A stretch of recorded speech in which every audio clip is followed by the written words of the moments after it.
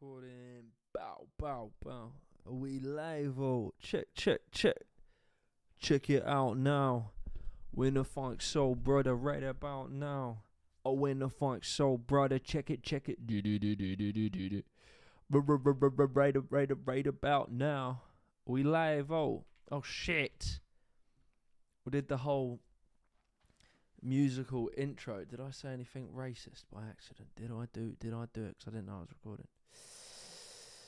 Maybe. It might have happened. It might have. How are we?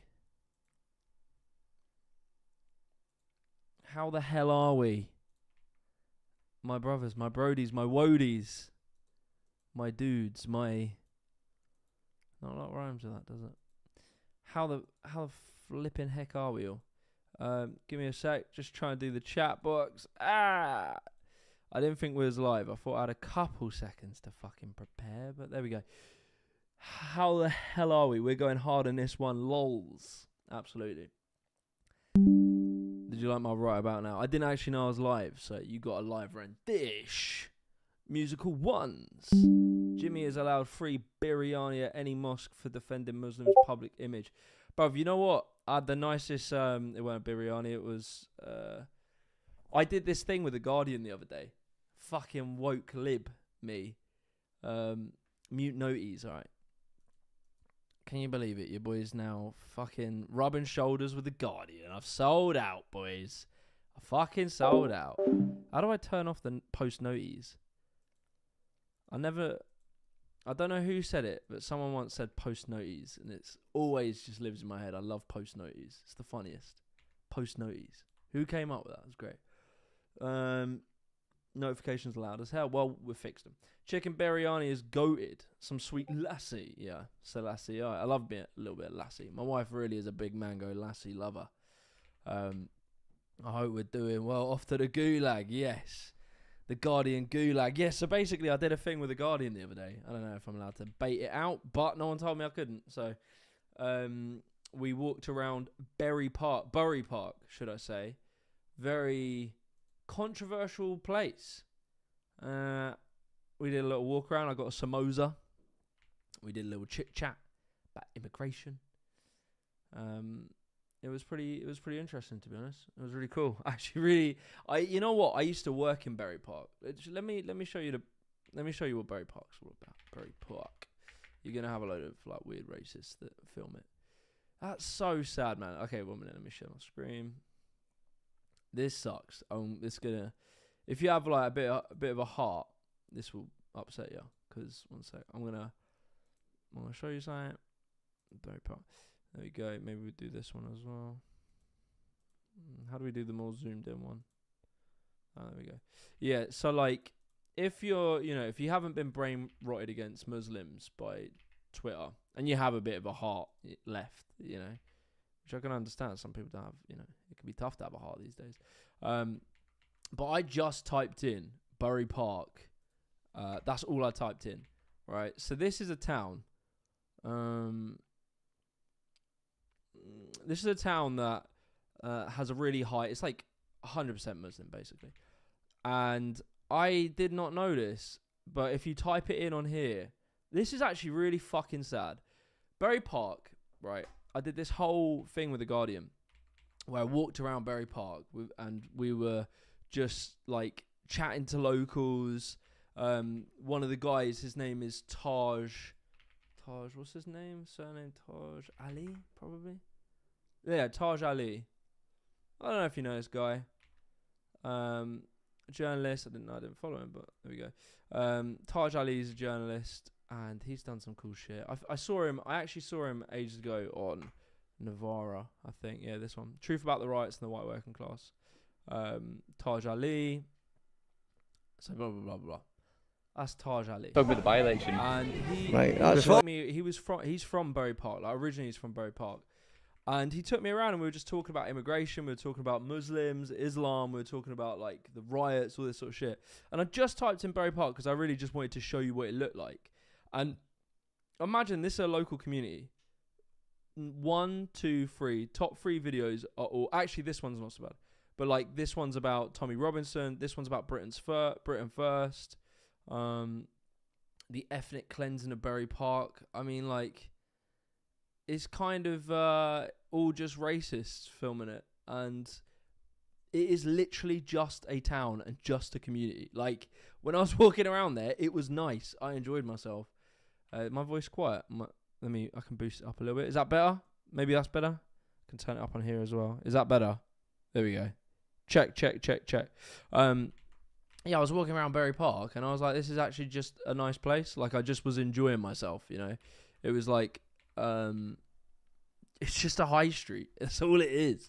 And actually, it isn't just a high street. It's like a lot of local businesses. In Bury Park in Luton. We're going to visit my uncle, who stays just outside Luton, so came for a walk along Bury Park.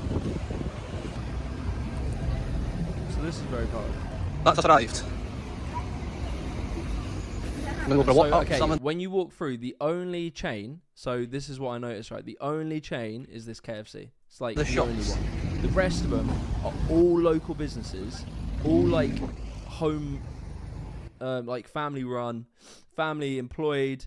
Like even the supermarkets here are all like local run, and they are Ramo. It was a rainy, cold Tuesday, Monday or whatever, and they were out in the streets selling, and like everyone was there, and they were like chatting to each other, like, "You alright, mate? You alright, mate?" And then we was walking by with the cameras, so a load of people were like, "Oh, you know, what's the cameras about?" And like just asking us questions. So we were just chatting with locals.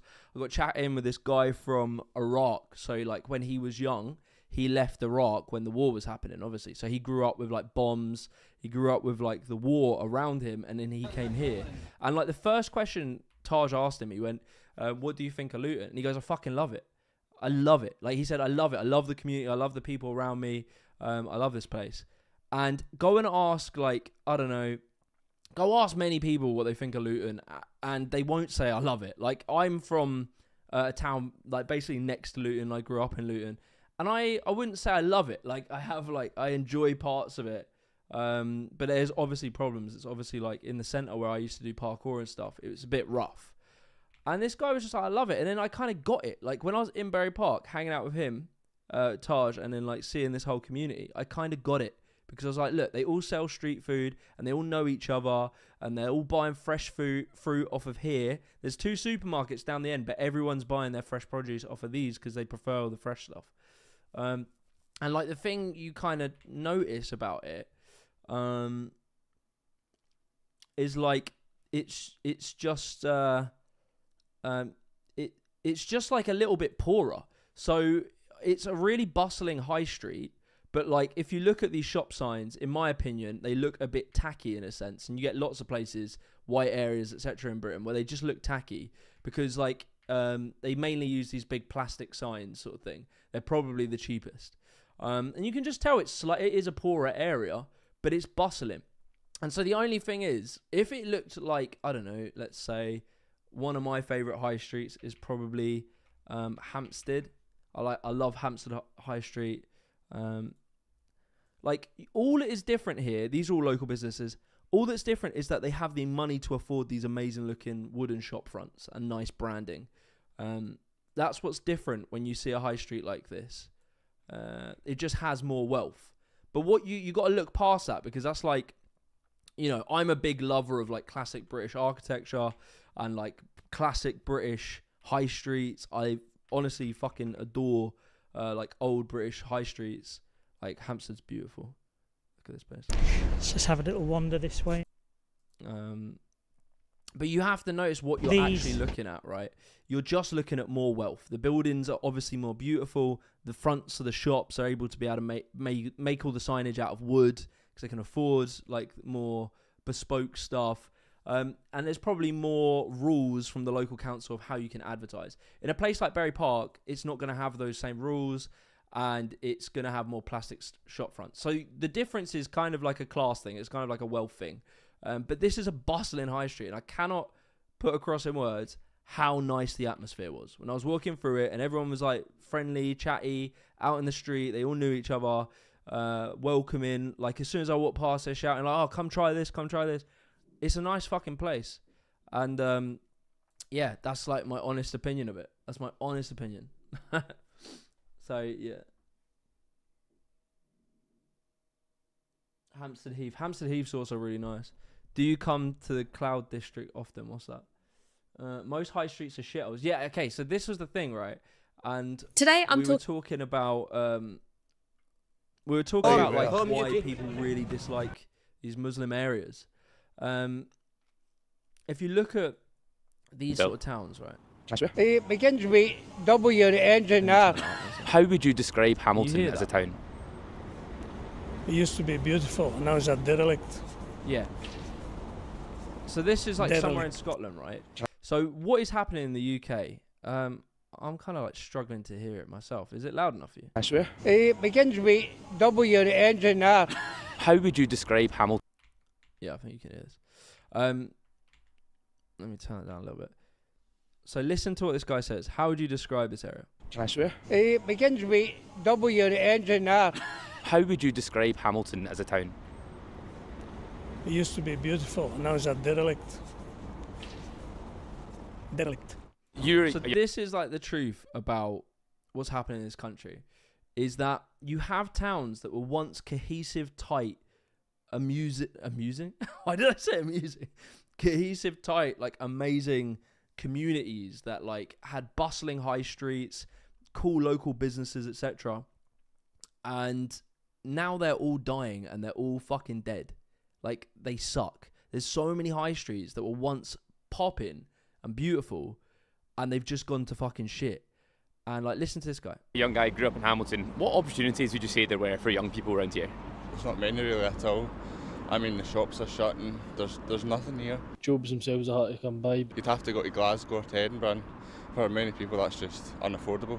They've run the place down and down and down, and now they're struggling with money so much that last year they were willing to cut funding for school buses, which then meant the kids were having to walk for an hour into school. I remember seeing protests by parents and teachers against the council. It's mental that a council would turn around to arguably the one piece of society that should be constantly protected, and then say, by the way, you're having to walk for an hour into school every day when you had a bus. It's just complete stupidity. So like, all of them are talking about how the place is just run down now. Like, that's what's happening to this country, is that we are letting town. Why does my camera keep freezing? What the fuck? Sorry, lads. General webcam. That's weird.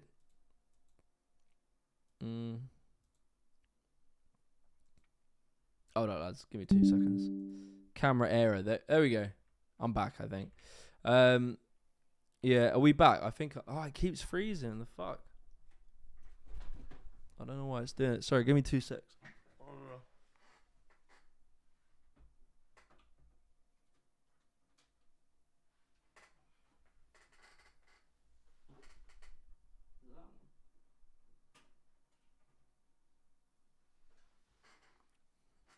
Two seconds, lads.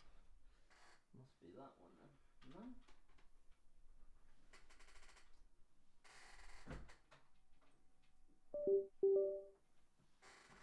No? Alright. Was it that? Are we back on air? Jesus Christ. Techie diffs. Techie diffs.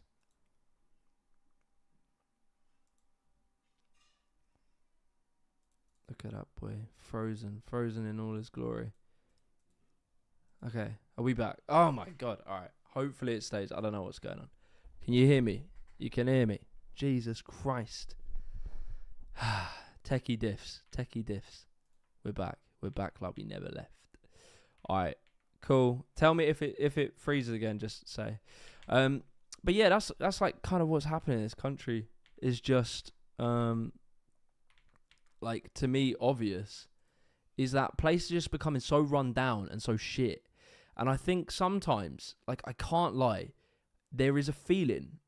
I want to caveat this, right? So when I went to Ukraine and I was like going through the high streets in Ukraine, and I was like experiencing this culture, this community that was clearly there. Like, everyone's out in the high streets. They're all like, you know, involved in their local food, their local cuisine. And then you go to Bury Park and you see the same thing. And I came back from both of these places, and I sort of felt like there's lots of places in this country where that doesn't exist, and I sort of felt jealous. Like, I sort of felt like, there we go, my mic, fuck, everything's going wrong today. Yeah, I just sort of felt slightly jealous. Like, I was like, why don't we in most places in England have high streets that are bustling? Like, I also went to Italy as well. So I went Italy and then to Poland, then to Ukraine. And then Bury Park. And I just saw these like cultures where there was lots of local food, local traders, people that clearly know each other. They've lived in the same place. They've worked with each other. And then I go back to like my town, Milton Keynes, where the high street is just a fucking corporate shell. It is the worst thing on earth. It's like literally late stage capitalism in a single road. Like, I'll show you. Milton Keynes Centre.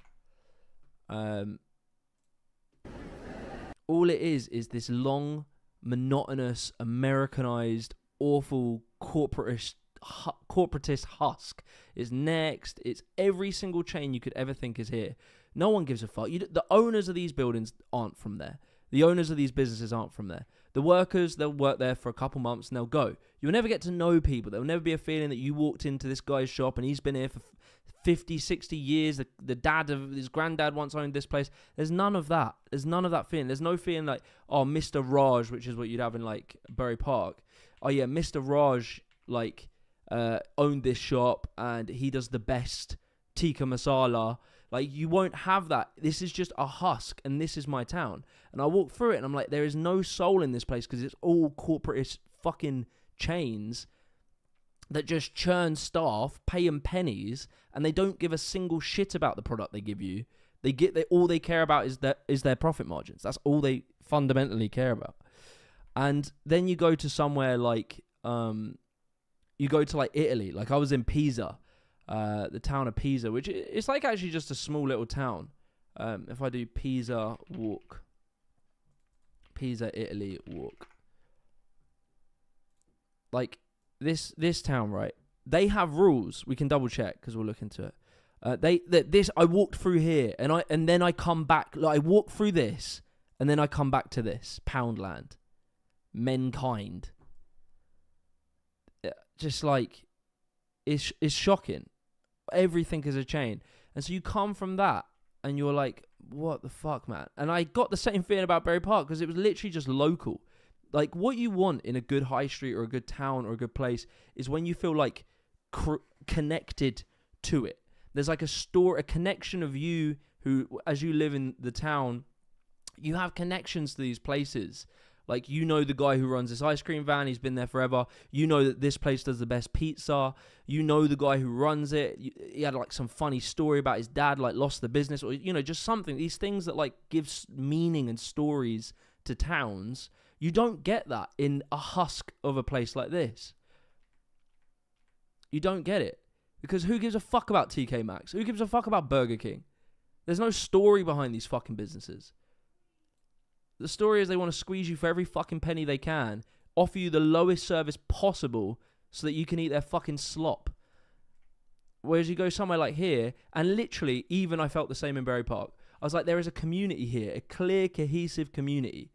And I do think at some core in this kind of anti-Muslim thing, if I'm to be totally honest, I think there is an element of jealousy. I think there is an element that you're looking at a cohesive community that really supports each other and is connected. And we look at ourselves in some of these dying towns in Britain and we feel like we've lost that. And we're jealous of this. I'll be honest. And I'm not one of those people, like, I'll be totally honest, I would love to see more integration. Like, I would love to see more, like, people of different races come into these places. But often people look at this the wrong way around. They think that the Muslims aren't integrating with us. But a lot of the time, people forget the fucking story of when they first came to this country, and we were writing like the P word. We were like spraying the P word on their houses. We're throwing bricks through their houses. The National Front were like going after these lot. They were put on the defensive.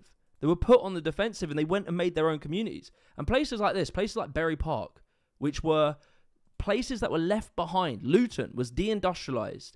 It lost the Vauxhall garage, the Vauxhall factory, lost like loads of jobs in the Vauxhall factory, the hat factory, all of these old industrial jobs that they used to have that used to keep the people together. They got rid of them post Thatcher. It all went.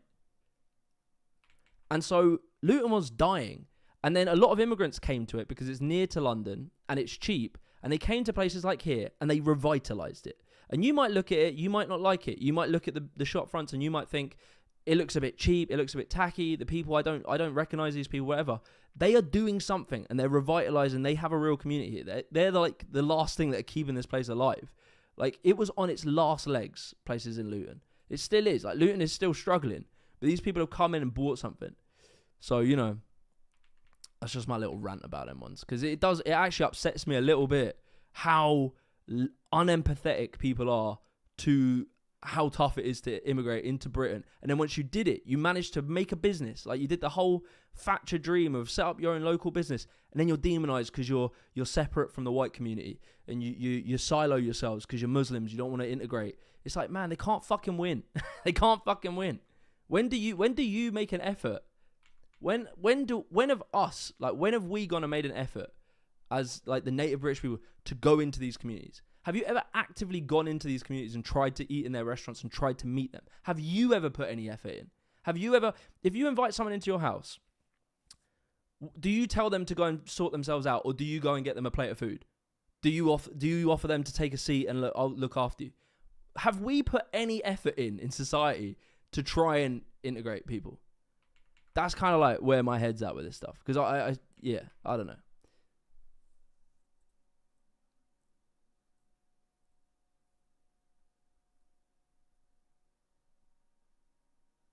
You need some moderators for real. Yeah, I do, to be honest. Berry Park, my cousin. Okay, I'm not going to read that. Yeah, I'm sure, mate. I'm sure. How has Luton been revitalised? It hasn't, mate. If you go to Luton, like in the centre, well, they are doing some things. They've tried to fix like the train link and stuff. Like they've upped that. But I'm talking about Berry Park specifically. It's a thriving, bustling community. Like Luton in the centre, it's a bit shit. I'll be honest. But Berry Park, it felt alive. Like, that's all I can say. That's just being honest. Can we talk about the COVID jab? No, you do what you want to do, mate. Jimmy, what do you think it would take for a 2008 Occupy Wall Street-esque social upheaval union? And do you think social media may be quelling people too much to actually make the change? No, I think it's coming. I think, I'll be totally honest, where I see politics going right now, it is going to be a battle between the far right and socialism. It's either you ride with the racists or you ride with the people that are going to tackle the wealthy. I think that's going to be our options. I think the centre is going to collapse. It's collapsing right now. I mean, who's in the centre right now? Like, the centre's dead. So we're kind of left with the extremes now. We're kind of left with the far right, and then the far left. The far left is basically powerless right now. Just to let you know that. There is quite literally no organised big far left movement in the UK. And like, don't get me wrong, I consider myself like Democrat. Like, I'm a sort of democratic socialist. I'm like a social democrat, but I do lean a little bit to democratic socialism. I sort of believe practically and pragmatically in social democracy. That's sort of what I think. But I'm not opposed to ideas of like massively limiting the wealth of private individuals, like massive taxes on billionaires. I would basically make it impossible to be a billionaire. I do like some collective ownership over many public utilities, but also probably collective ownership models like co-ops and all these kind of things. I'm interested in those. Like, I find them an interesting idea. I'm not completely sold on it. I need to learn more about it first before I think, like, you know, that I moved, and I would say, yeah, I'm on that side. But I'm sort of more, social democracy at the moment. It's very expensive and there's a lot of bureaucracy to relocate from Brazil to Scotland. It cost me 30 grand for you and your wife. God bless. Do you like where you are in Scotland? I hope it was worth the 30k, my friend. The centre will be back when we forget how shit it can get. The centre will not be back. Just think about what's the centre. Like, what is the centre? You're talking on the right, they are extreme neoliberal capitalists, which is basically don't tax the rich and cut money from public services. Cut. Like Reform come out today or yesterday saying about they want to cut 300 billion from public. We just went through 14 years of austerity and they've just come out saying they want to cut 300 billion. Our public sector is already on its knees and they want to cut 300 billion. That's like the growing thing. And I know Labour are trying. So this is the problem. This is why the centre doesn't work. Because what the centre wants to do is they want to do the social democracy thing. They want to fund public stuff. They want to fund public infrastructure projects. They want to fund social housing. Not social housing, let's be honest. They want us to build more houses. They want to put more money into the NHS. But their hands are tied because they are tied in fundamentally to not taxing the rich. And so they cannot, that system cannot work. And they're also tied against public ownership. And they're also tied in on privatization of contracted work. So say like we want to make big infrastructure projects. In the past, we built 32 new towns, right? It was called the New Towns Project or whatever. And we built 32 new towns. In that time, the way we got it done was that we had in the government architects, engineers, project planners paid for on salary by the government. They then hired, I even think they might have even had government labourers, but even if it was private market, whatever. They could make a plan, do it, and that was it. It was all in-house, it was all in the government, and we got it done. We built 32 fucking cities. It's insane, right? Then, jump forward to HS2, right? We tried to build a train link from the south of England, like London, to connect to the north of England, Manchester, etc. But what happened was sometime after, during Thatcher and also during New Labour, we abolished our government's capacity to plan projects. The government no longer hires engineers, architects, planners. What they do, they have jobs called procurement officers. So the government goes, right, we want to build HS2. We want to build a big ass railway and it will be like great for the country, blah, blah, blah, blah. And so they go, okay, let's do it. All right, let's do it. So they set up a company called HS2 Limited. And they go, right, okay, how are we going to do it? We're going to get on engineers? No, we can't. We're not allowed to do that. What we do, we put out the contract for building to private companies, often American private companies. They then bid on the contract. They go, oh, look, we can do it for 30 billion, right? And a few companies will bid on it, and then they'll give it out. They go, oh, yeah, 30 billion. And then every single layer of the project, so you'll have a layer that is a private company that does the management of the project. Then they will get consultants in from second companies to do I don't know what the fuck they do. But they come in and consult. Then they'll pay for lawyers from another private company. And then they'll pay another company to do the building. So there's 7, there could be so many different layers of private companies. And they all are skimming money from the government. Why? Because the government has no bargaining position when they say, look, we want a project. We want HS2 built. You come and do it. And the businesses that offer it, they go, well, hang on a second. They're not going to go somewhere else. They're tied into a contract to us. We can just ask for anything. So they fucking just extort the government. It's a money laundering scheme. They literally just squeeze money out of the government. These private companies squeeze money because where the fuck else are we going to go? We're going to go to the next company that will do exactly the same thing. Back in the day, we used to do it in-house. In countries that are sane, they do it in-house. Spain, France, Germany, they do it in-house. They might subcontract out certain parts of it, but they have the planning all done in-house. So you don't get fucking extorted by these evil bastards. So this is where, to tie it back to what I was saying, this is where the centre is fucked. Because the centre is tied in to these principles of privatisation, of not taxing the rich, and of not owning anything via the state. They're tied into these neoliberal principles and they can't work. You will run up a debt, inflation will go up. You can't get shit done like that. It doesn't work. The government has to have a stake. It has to have ownership and it has to own some assets. It can't work. So it will collapse because living standards will naturally fall if you allow inequality to just go insane, which it is. and you allow private companies to extort us, which they are, living standards are just going to keep falling and falling and falling and falling. And so you then get left with an option. Do we go very far to the right? We kick out the migrants, because what the far right will do is they'll go, oh yeah, your living standards suck. Here's why. It is the least powerful member of society. That's what they do. Instead of, what we offer, which is, well, how about we blame the people who are the most powerful, the ones that own and control everything. The far right instead will say, actually, look at the weakest members of society. They're the problem. And so, yeah, that's like our options at the moment. And that's where it's going to go. I still live in Brazil. I have a very good life. Thank you so much for the dono, by the way, David, I appreciate it. Great wage. Wait, I still live in Brazil, but we like the UK. Sorry, I may have misunderstood your first message. Oh, so you... Oh, I see. Okay. So you okay. You still live in Brazil. Got you.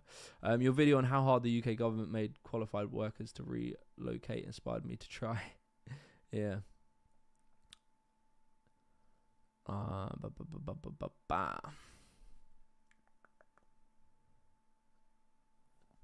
How would you feel if a new politician in Labour popped up who's like Jeremy Corbyn but more uncompromising and hostile, energetic, pointing fingers at the upper class? Yeah, I'd fucking love it, mate. I would love that we would have, like a Bernie Sanders.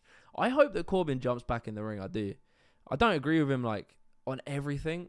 Like, this is the thing. I am conservative on certain values. And, like, I'm very personally, I'm very pro-military. Like, I really think you need the strongest, most badass army on earth. And he's more of, like, a classic leftist, like, pacifist, and like he wants to move away to diplomacy. I'm not against diplomacy, obviously, but I still believe you need an incredibly strong military. So I have some conservative tendencies.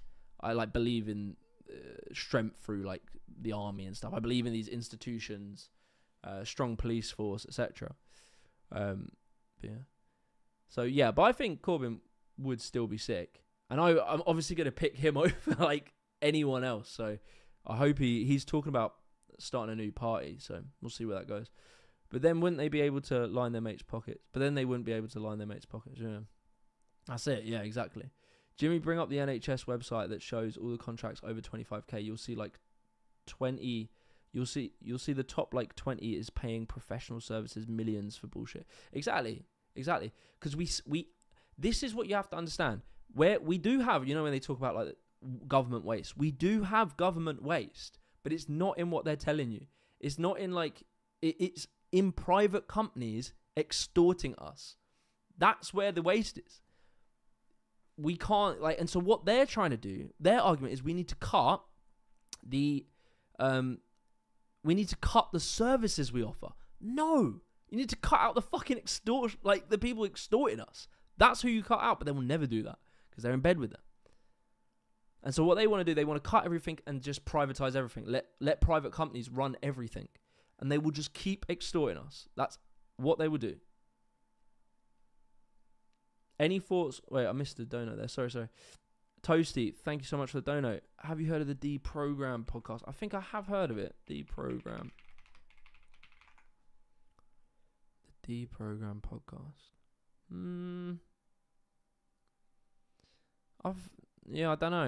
I don't know. Don't recognise it.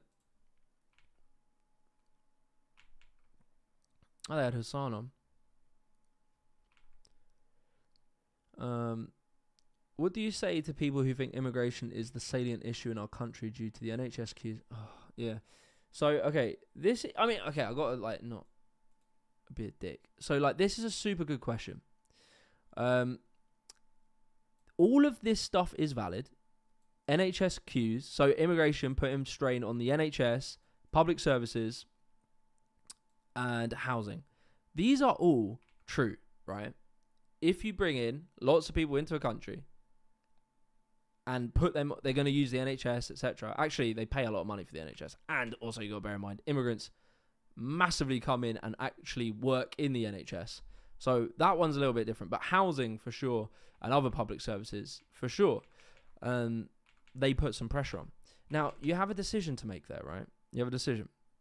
And I'm not one of these people. I don't think there's many people that just endlessly want endless immigration for no reason. There aren't many people that actually call for that. But where you'll see me differ with people that make these arguments is that what you're annoyed about is the lack of funding to the state. You are annoyed that we did not fund the infrastructure to house a growing population, which we knew we were growing, right? We knew we were going to bring in immigrants, and we knew they were going to grow the population. So you have two decisions, right? When you hear that, you either go, it's either the fault of the very powerful people who did this plan and didn't use the money to build the infrastructure to support the people that they knew were coming, or you can blame the migrant who is probably earning less money than you. Actually, that's not really true, but like who are in the same living conditions probably as you. You can blame them. And all they've done is come into the country to try and work. That's all they've done. That's their crime. They came into the country and tried to work, but the powerful people, the politicians, and the powerful apparatus that controls the country, they didn't invest into the infrastructure to support it. And so, yeah, you have the NHS being overrun, and housing is tight as well. Yeah, why do people always think I'm Bulgarian? I've heard that millions of times. Maybe I have some Bulgarian in me. But yeah, so you can, like, this is the thing with these immigration lot. They have a point. They have a point. Like, of course they have a point. Like, no one's arguing that the services aren't being strained. There is probably also a pressure on housing.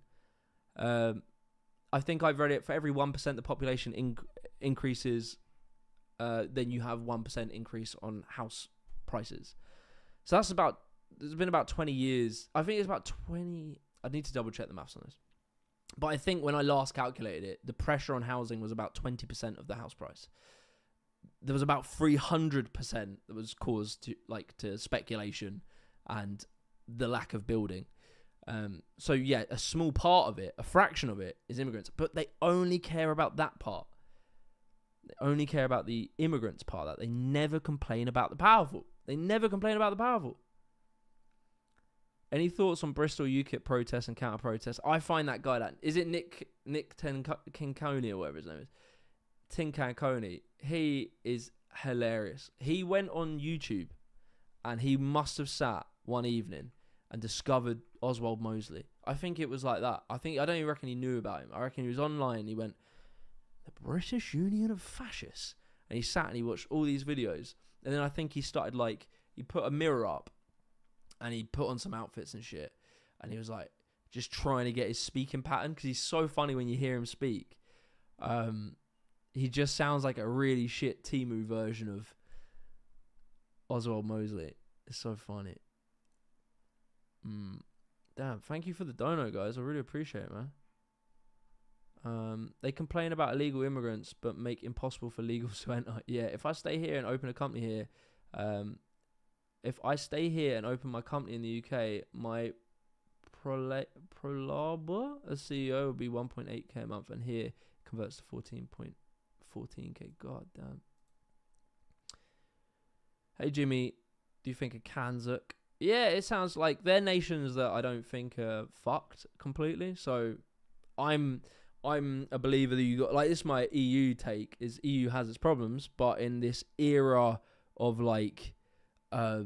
global instability, as capitalism is falling, dying, we need to make alliances with nations that are very similar in sort of belief to us. So I'm probably in favour of it, but it would depend on what was being specifically proposed. I asked about the program because I moderate on Twitch for Ugopnik. Is that his name? Ugopnik. One of the boys. It'd be sick if you could put. Yeah, man. Yeah, I'd love to appear on it. Yeah, I like doing podcasts. I just get to chat shit for ages, and I enjoy that. Prolaba is a wage for. I've never heard of that expression. It's wage for CEO, but I love the UK.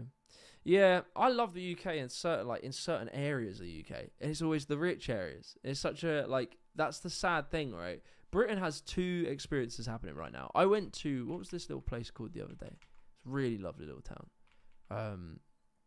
what's it called? Amersham? I don't think it was Amersham. Look at this place, man. This is another thing, like, where you could say I'm arguably like conservative. I love old British towns. I fucking adore old British towns, and I would mandate by law that we build in this architectural style a lot more. I would make towns, and I'd make the private companies that build our houses build in this style. I look at it, man. It's gorgeous. And it like feels to me like there's such a story here. Like that's the underground, that's the undercover like marketplace, and these are all like the locals who'd have like sold, and they would have been like that for years and years. Like that's where I like believe there is a legitimate conservatism that can legitimately exist, which is conserving the good things of our culture. And I fucking love our architecture. I would be massively in favour of preserving and rebuilding British architecture. And not to say you can never change it or tweak it or do anything different, but just like to a good degree, building this style, because people love it. People travel the world to come and see it. And it's gorgeous. I would be like the type of person, I would make heavy rules on what shop fronts could look like. Like if I was in charge of some area, I wouldn't allow plastic signs. I wouldn't allow chain restaurants. I literally would not allow. I'm sorry if you love Burger King or whatever. I would ban Burger King from like my town. I would not allow chain restaurants to come in. I would only allow local restaurants to occur. Like when I was in Pisa. Maybe I need to double check this. But when I was in Pisa, I'm pretty sure I was like, why the fuck they don't have a single chain? I don't see a single chain restaurant here, and all the food's amazing, and everyone's out in the street, all ages, all demographics, all economic status, whatever. They were all out in the street, sat eating. And that means that everyone in that town, young, old, rich, poor, can afford enough to just go out on a Wednesday, have a few drinks and eat and chat with their friends and family. They have enough time and enough money in their community to do that. And I think it's heavily down to the fact that there's actual protectionist laws on stopping chains just wrecking towns. This bit is beautiful. I mean, I'll show you this in a sec. I'm not even totally against brutalism. I think it has its place. Banning chain restaurants is hilarious. Why the fuck not? I don't give a shit about McDonald's. You can have your McDonald's, but what it has to be outside of the town, and you have like 5 car parking spaces. You're not allowed to have your massive plot of land with your free parking and your massive area where everyone can go, and then there's the Tesco there. You're not, fuck off. Get the fuck out of here. I don't want that. Like, I'm sorry. You need to have it hard because it's easy for you. You are the biggest, like one of the biggest food companies. You're the biggest restaurant on earth. You have the scale and the power to just lobby and dominate any town that you're in. You can cost cut and do everything cheaper than anyone can.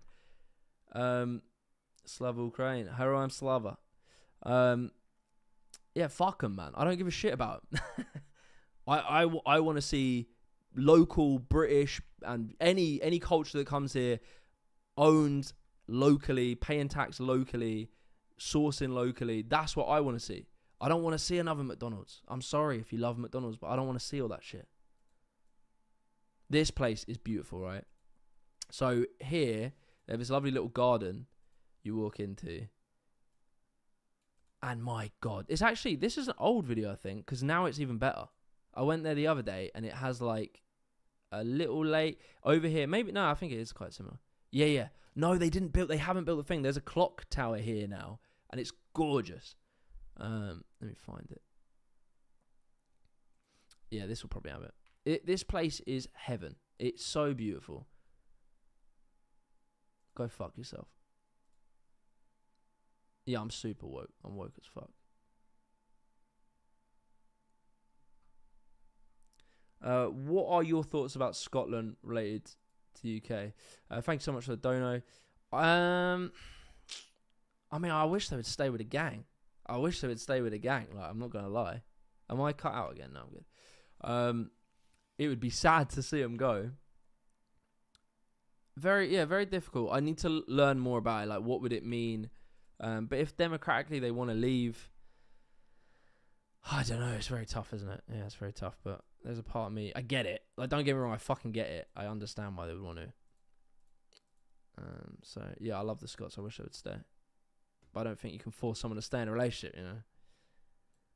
Yeah, there's these little like this river by a church.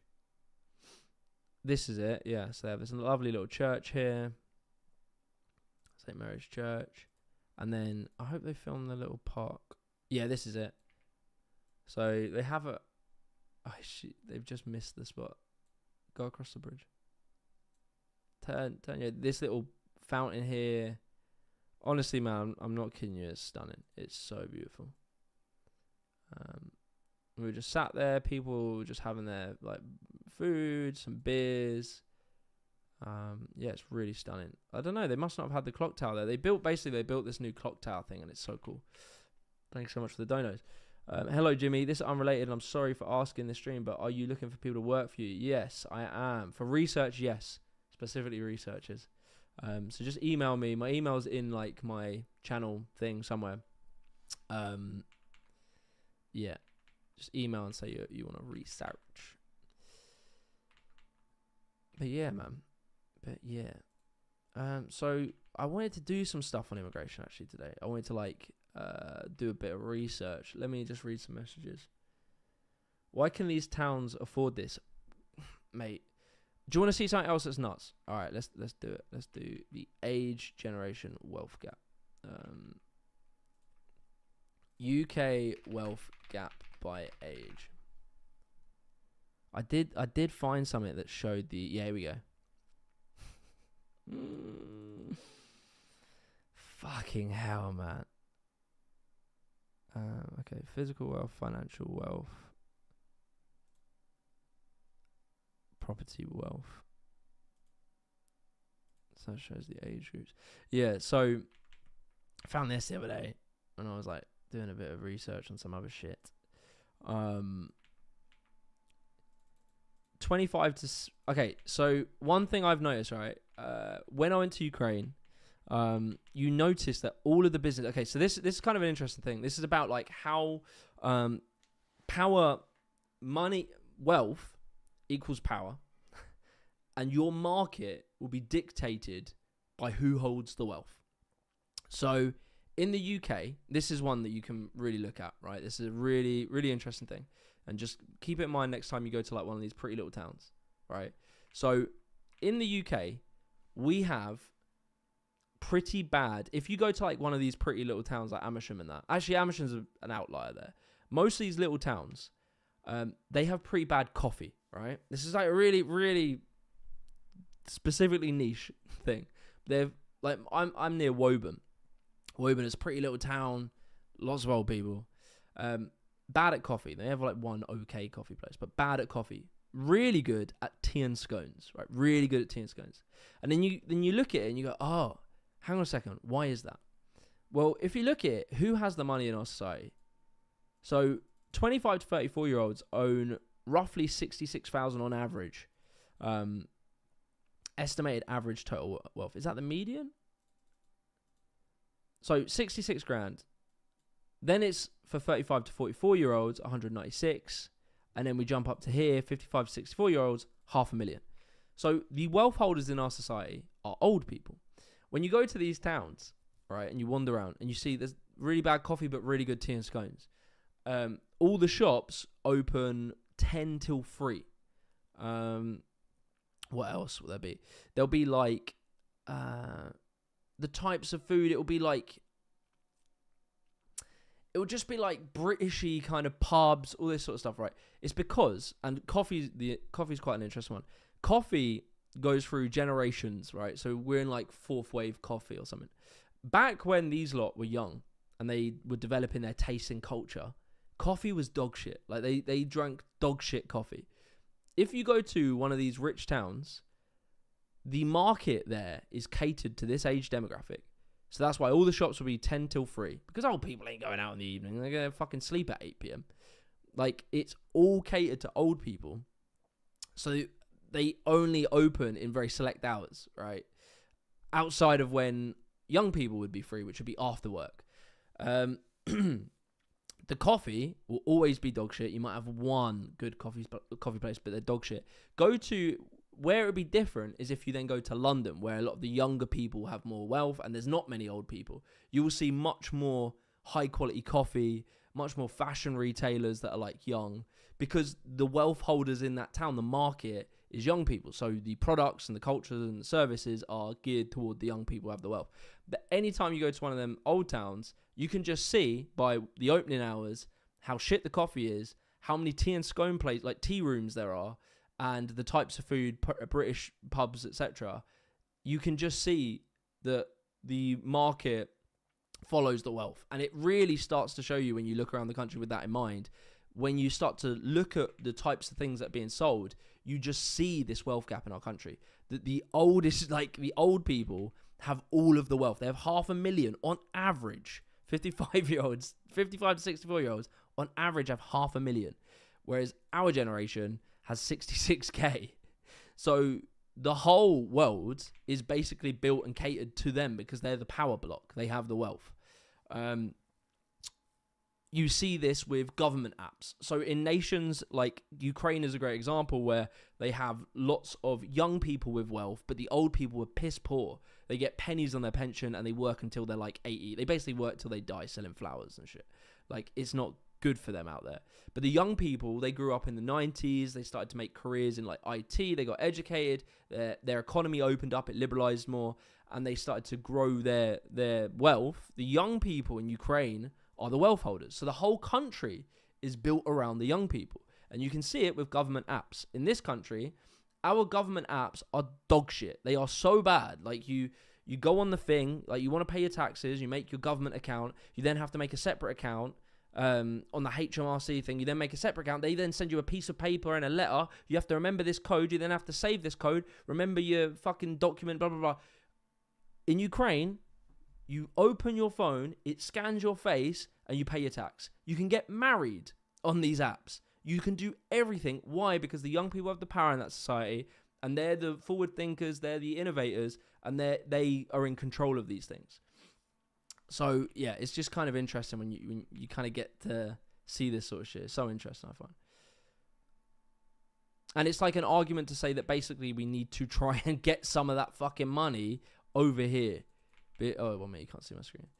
We need to move some of this money over here because we are the young people who are switched on, right? If we want to talk about like modernizing our economy or being innovative and keeping up with the trends of the world, well, what fucking good is it if all the young people who are the most switched on and the most like into the technology and know the way the world's changing, they have no wealth to do anything. They can't afford to do anything. So all of these people who are just sitting on their wealth, that money needs to get to there. And you know how you do that? Taxes. Wealth taxes. Tax the rich. Like, that's what I'm saying. Not just leaving. In a tariff world, it's better to stay together. Yeah, agreed. But what do you think of their culture, their cities related to the UK? Was it Kansas? Says Canada. Australia seems amazing. Like, Australia seems like it hasn't, and I might be wrong, but it hasn't descended so far into like this neoliberal hell pipe that we're in. So Australia seems pretty chill. Canada seems like it has its problems in certain parts, like everywhere does, but it also seems pretty chill. It seems like a pretty cool place. I saw this thing. It was really cool, actually. Again, you wouldn't be able to do this in Britain because we're fucking idiots. But in one place, I think it's Montreal, underground. Yeah. Montreal has this underground city. So obviously the weather in Montreal is pretty fucked. So I was thinking about this the other day. I was like, how does Britain compete with, like, in this world where people can move? I did that video why people flee in the UK. I was like thinking about the question, like, how can Britain even compete with just the weather alone? Because if people can move abroad, then why would they stay in Britain?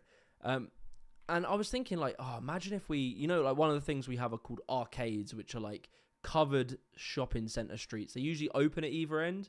They usually have these like kind of old, maybe I can show you an example. Arcade Britain.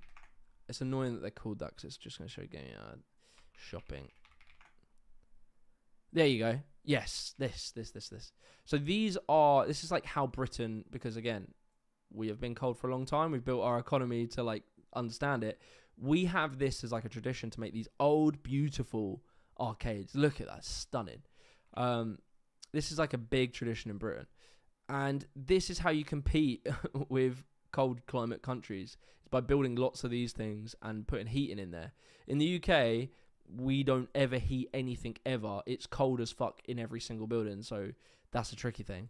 But at least in here, you could put solar panels, or you could put some kind of like renewable energy, and keep these things heated. But these things, that's how we compete, right? So we have these, and they're small and they're kind of nice. And I was thinking, like, man, imagine if like we were in a world where we actually invested in people, and you know, we actually built stuff collectively, and we made cool shit. What could you do? And I was like, I think I was ChatGPT in it, and it told me about Montreal. Montreal has this, right? Montreal Underground City actually worth visiting? Today we'll be visiting the underground city to take a look at some of the best spots and to figure out if it really is worth it to spend your precious time exploring it. And don't get me wrong, I don't love the architecture; it's boring as fuck. So but first thing the first. Scale of this project is insane. First, what is it and how do we get there? It might not be apparent at street level, but under the busy streets and skyscrapers of downtown Montreal are over 33 kilometers of underground pedestrian pathways that branch out in all directions. How insane is that? So Montreal, because of their bad weather, they built an underground city. And like, I don't like the architecture. I would do it in a cooler way. But the idea that, you know, it's in the winter and you can just go down, go into this, come out and have a nice day, even in the bad weather, is pretty sick. Before this hotel and office complex were built, like as a concept, I wouldn't say it's like they've executed it very well. It needs to be modernized from what I can see. But yeah, so it's just like this underground massive connective thing. And like, I was thinking this as a concept is very cool. You could take this concept and make it way better. Like, you know, if China were to do it, they would make it really fucking cool. Like, it would be beautiful. It would have like waterways. It would have like, you know, nice architecture. Some of the architecture is not terrible. I would do like, yeah, I would do this style. So I would make this style into like arcades. Arcade style, like an underground arcade system. It would be fucking so cool. And that's how you'd compete with like hot countries, is by just accepting what you got and doing it to its best, like doing undercover stuff, indoor stuff. Cool. That's my one day when we're a country that starts thinking long term again. When we have a conversation with someone who disagrees with you, I've like a plan to talk to about free. So I'm hopefully gonna go on trigonometry in like a couple weeks, to address why Kishan is a grifter. And I'm then gonna hopefully talk with Daniel Priestley about the economy and taxing, etc. And then I want to talk with that Steve Laws, who's like part of this far right, ultra like ethno-nationalist group called Homeland or something. So yeah, I'm planning to. You have to give me some credit. I have a very busy life of writing these scripts, and I'm still writing them myself, and I still do some editing. So I don't really have like a lot of free time to do even streaming, which I love doing. Have I gone offline? No, I'm still good. So like, I want to do more streaming, but I don't really even have the time to do that as much as I would like to do. So yeah, I plan to talk to these people. Definitely gonna have an interesting chat with Kishan, I reckon. We'll see. I'm not sure how he honestly believes the shit he believes, sort of thing.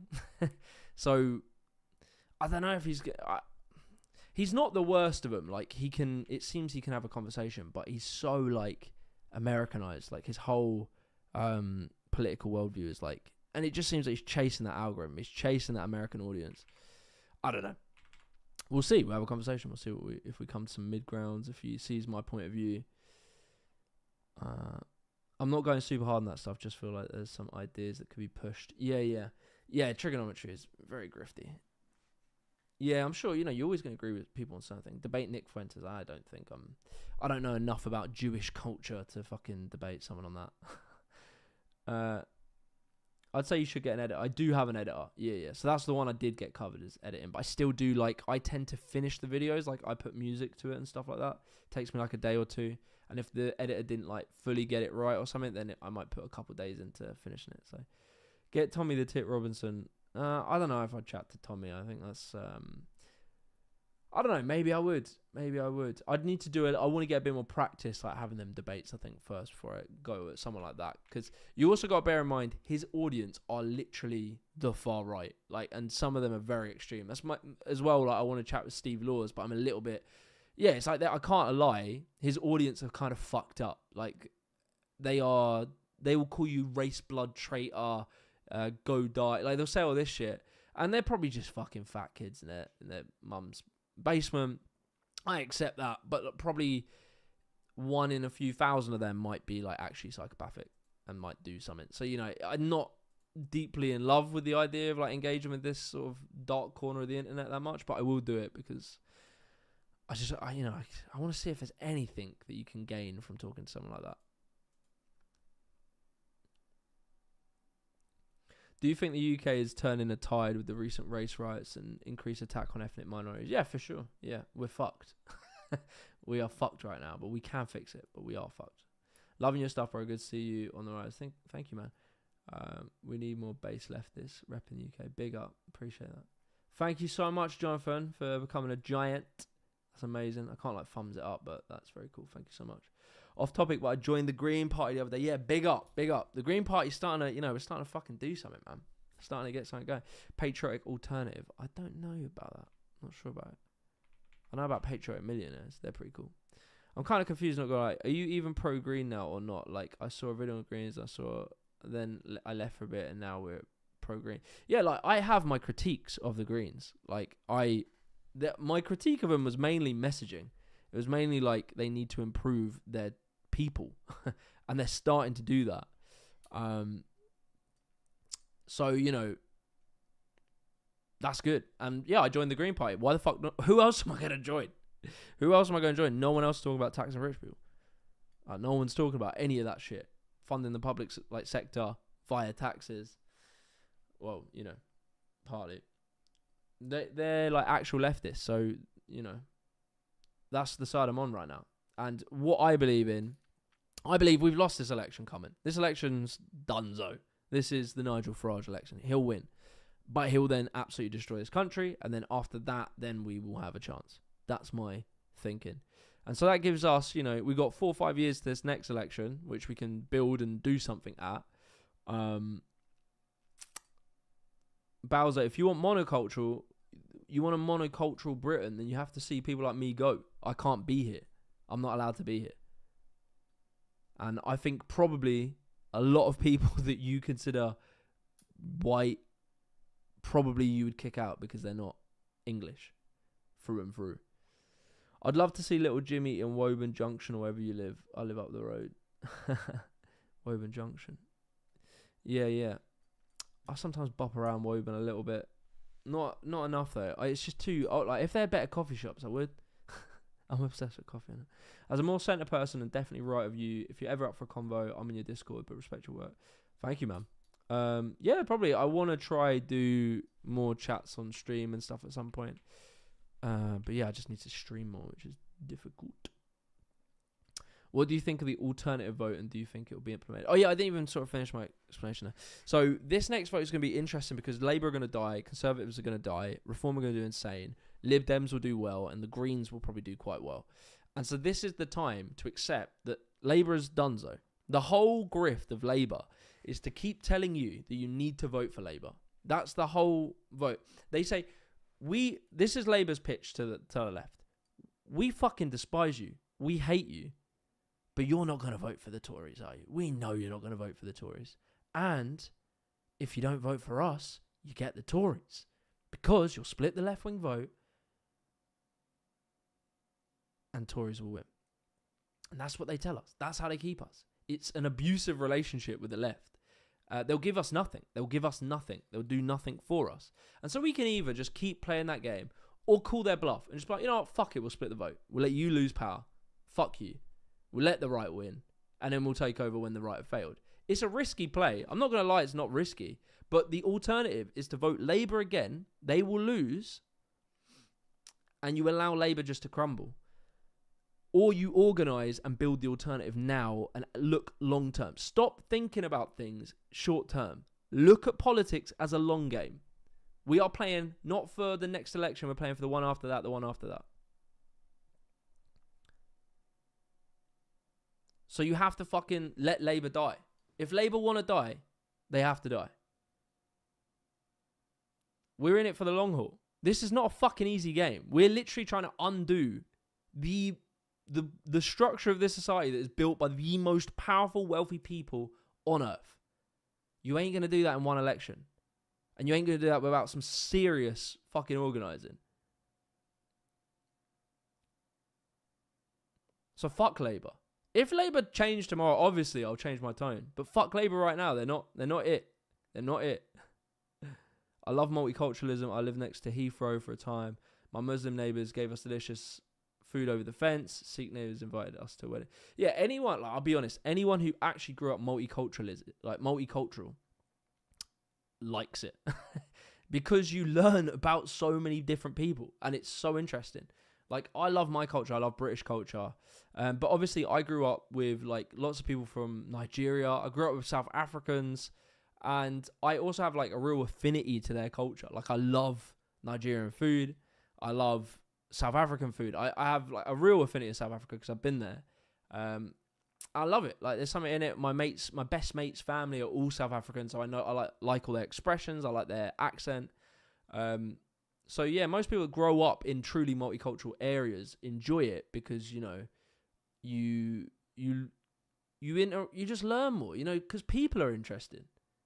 People are interesting, and like learning how different cultures and different people see things or experience things. Like someone cracked me up, and I did this thing with The Guardian. He cracked me up because he was like talking about how British Pakistanis and Pakistanis that come into Britain, have their own like racism. And he said the word freshie. It was like, yeah, they call them freshies.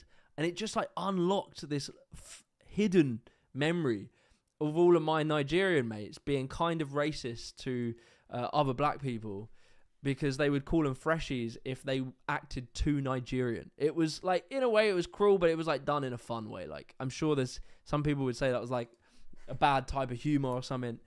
But it was funny as fuck. Like, if my mate, a lot of my black mates would have like crusty skin. So they used to have to use like E45 in tubs. They'd bring in this E45 cream. This is a white boy problem. You'll never as a white boy ever have this problem. But they would bring in these tubs of fucking, there was two things, E45 and it was also coconut butter. Or is it cocoa butter or something? And they would lather themselves in this cream because their skin cracked. And they would always call each other freshies. If they could see like one of their elbows were cracking, the skin on their elbows was going white, they would call them freshies because obviously, like, you know, if you're fresh from Nigeria, you probably you haven't got the skin cream in that. And it's just like shit like that is so funny. And so he Raj, who I was talking to, was explaining that like Pakistani Muslims, British Pakistanis, like people who were born in Britain, Pakistani origin, they have a bit of a racism towards Pakistanis that have just come over because they call them freshies because they're less British than the British Pakistanis. So it's like, and that is like, you can have, like, I'm not like super woke in it. Like, I like these kind of jokes about culture, but I am very sympathetic to the argument that right now in this time and place, probably I'm not going to make too many race-based jokes because there are fucked up people, like the guy keeps saying in the comments, that we need monoculturalism, who will take that and use it as like, you know, a weapon. They use that humor as a weapon to say, you know, like what you keep saying, Islam out. Bruv, like, what do you expect? So yeah. My cousin is from Jamaica. She loves all them creams. Yeah, they love it. They fucking love all those creams. Love you, bro. You're one of the wisest YouTubers helping and educating the youth. You're a great role model. Thank you so much, man. It's really nice. And thank you for the donor. Appreciate that. Yeah. Yeah, sorry. Bowser was just fucking expressing his emotions, man. You know, he was just getting it out. He sat in his little basement in his dying high street with zero opportunities. His parents are probably super busy. They don't get to see him very much. He might be struggling. And he sat there. He's gone on Twitter, and Douglas Murray and Tommy Robinson and whoever the fuck else has told him that the migrants, the Muslims, the Islamification, the race and the white culture, and they're trying to erase you. And he sat and he goes, fuck. And so he's here in our chat just fucking expressing himself, bro, because that's how he truly be feeling right now. Muslims out. Get them out. Put them on the boat, man. And monoculturalism's what we need. Bro's just expressing, you know? He's trying to fucking... Yeah, sorry, Bowser. I'm sure you're a chill dude, but you fucked it, mate. You got banned. What a well-adjusted... I'm going to be honest. Do you reckon you should start our own party at this point? No, I'm on the Greens at the moment. I'm the Greens for now. I'm not a leader. I'm literally not smart enough to be a leader to make these big decisions. I need people who really... I'll be honest, Gary really understands politics a lot better than me. So I'm going to take people who are smarter than me's lead. I'm a leader in my own life and do certain things and certain stuff, but I will follow people who know more about me, know more about things than I do. So I'm on Greens right now. And if I hear a convincing argument for something different, I will follow that. Because I'm not that guy. I don't know the fucking thing. I hear very smart people explaining some really interesting shit and explaining what the problem is, and I'll follow those people. So right now I'm on the Greens because I see, personally, I want to do something. I was at this point when like Zach's put his thing out, I was at this point where I'm like sat and I'm like pissed. I want to do something. I want to fucking try and do something. Even if it's wrong, even if it goes nowhere, even if I'm back in Jeremy Corbyn's party when that pops off, whatever, I need to do something. Because I'm that type of person where I can't sit and just let things be shit. I can't like not fix something, or at least feel like I'm trying to fix something. I can't sit and stew and be miserable. So I've joined the Greens because I want to feel like I'm doing something. And the Greens are having a leadership election coming up very soon. And Zach is back in, back Zach is the campaign. But Zach is doing, like, it's all, everything we talk about, very leftist shit. Tax the rich, rebuild the state, get rid of all this privatization, renationalize utilities, etc. Zach is saying all of them things. And I just need to feel like I'm on something. So that's why I joined the Greens. I'm going to, just because that was a good little spiel. Green Party. Let me do back Zach. I'll just bang backzach.com in the comments there. Because why the fuck not? You pay like your £5 a month or something, and you can go and vote. We can like do stuff in that party, and we can start something. And you can feel like you're trying to do something rather than just fucking stewing. Stewing it.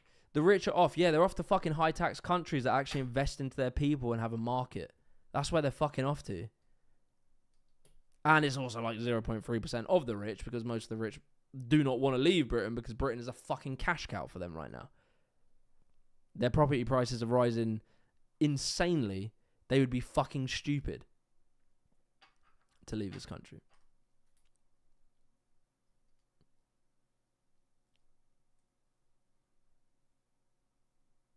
Aya, Black Panther. Do I know you? This is that elitist YouTube thing we all do, where we see the tick and we're like, do I know this geezer? Black Panther. What do you make, son? 1.6 milli. He makes videos on... Looks like a fun game. What is the game? Sometimes I wish I had like a gaming channel, but I don't even fucking game enough, I don't think. Are you Dirtbug as well? Anyway, yeah, big up. Welcome to the chat, brother. Hope you're good.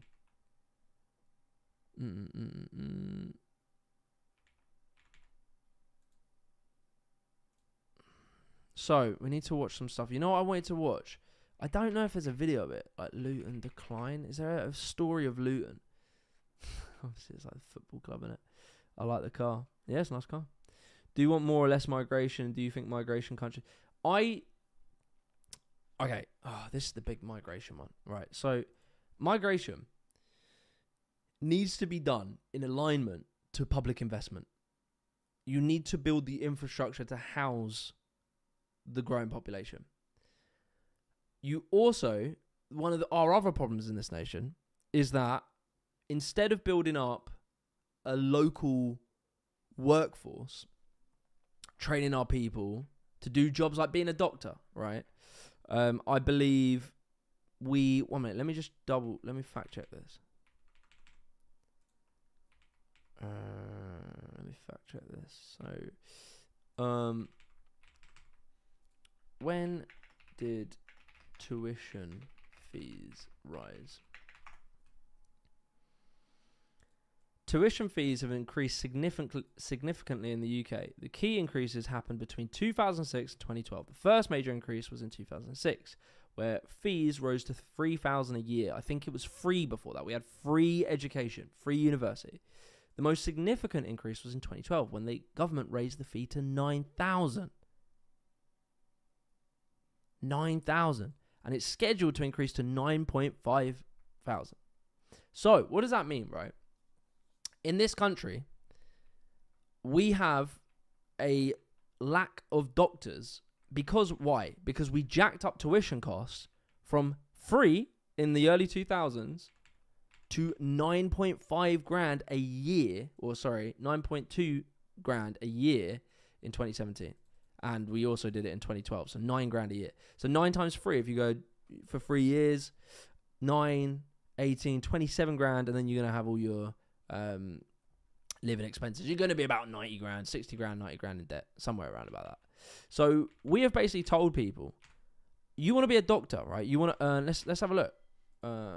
NHS nurse pay.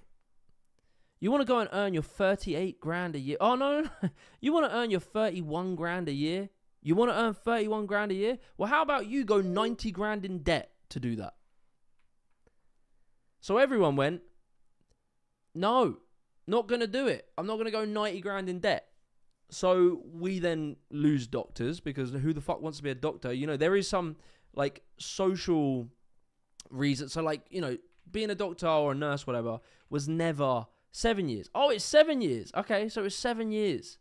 So to be med school is 5 years, not 3. So 9 grand times 5, you're going like 100k plus in debt, right? To make, I don't know, maybe a doctor makes more. I'm sure NHS doctor do you need a doctorate to be a nurse? 36 grand. You can get 139 grand, fair play. It can reach around 61. So 36 to 61. And then we're talking real specialists can make like the big money. But 36k to 60k. So you can go hundreds, you can go 100,000, you can go like 100k in debt. And so we told people to do that, and they just went, nah. Or they did it, and then they went, oh, how about we go to Australia where they pay us more? And so in the UK, our doctors, we just don't have, we're losing doctors. So what do you do as a country, right? What do you do? Because we didn't train them up. We didn't make it possible to have doctors that came from Britain. So we went, right, we'll get immigrants in who have done their training in their country. And I don't think this is 100% ethical. But this is just pragmatism. Right now, this is pragmatism. We live in a neoliberal capitalist economy where we have gutted our own labor force. We have extorted people out of money, so they have just literally chosen not to train as being a doctor. And so then you go, right, we have no fucking doctors. Yet we have the NHS, which is meant to be free for people to use. So we need doctors. So then you have to get immigrants in. So we bring immigrants in. And then you lot get mad at the immigrants. But it isn't the fucking immigrants' fault. They're helping us, taking shit wages to keep us alive. To keep our old people alive when they're dying and are on the NHS and dying in their deathbed. They keep them alive. And then you get mad at them. You get mad at them. Now, who did the bad thing? Was it them for coming to this country? Or was it the politicians for jacking up tuition costs from nothing to 9 grand? Who did the bad thing? Who did the bad thing? So I'm not against immigration. I don't really have. I would like us to train more. And if it meant that we took less immigrants into this country, I'm totally okay with that. I don't care. if we put more money into training our own labor force, which I am 100% for, 100% for, and we paid them well and we offered them good jobs that were dignified and with respect, then you'll see immigration fall. But I don't care. I don't like have an actual feeling like immigration is too high. I am literally being a realist, a pragmatist, that the way we have shaped our economy and the way we have failed to train people, the way that we've failed to raise wages in line with inflation, we have made it so that immigration is the only way to sustain our economy. It's the only way right now. And so in this period of time, yes, I am for immigration because that's how we've made our economy. But if we want to move to an economy that actually invests in its own people, in its own labor force, then you'll see immigration drop. And I'm totally fine with that too. But we can't be idiots. We can't be idiots. You can't just turn off immigration because your economy will collapse because we haven't trained up the people to do the jobs.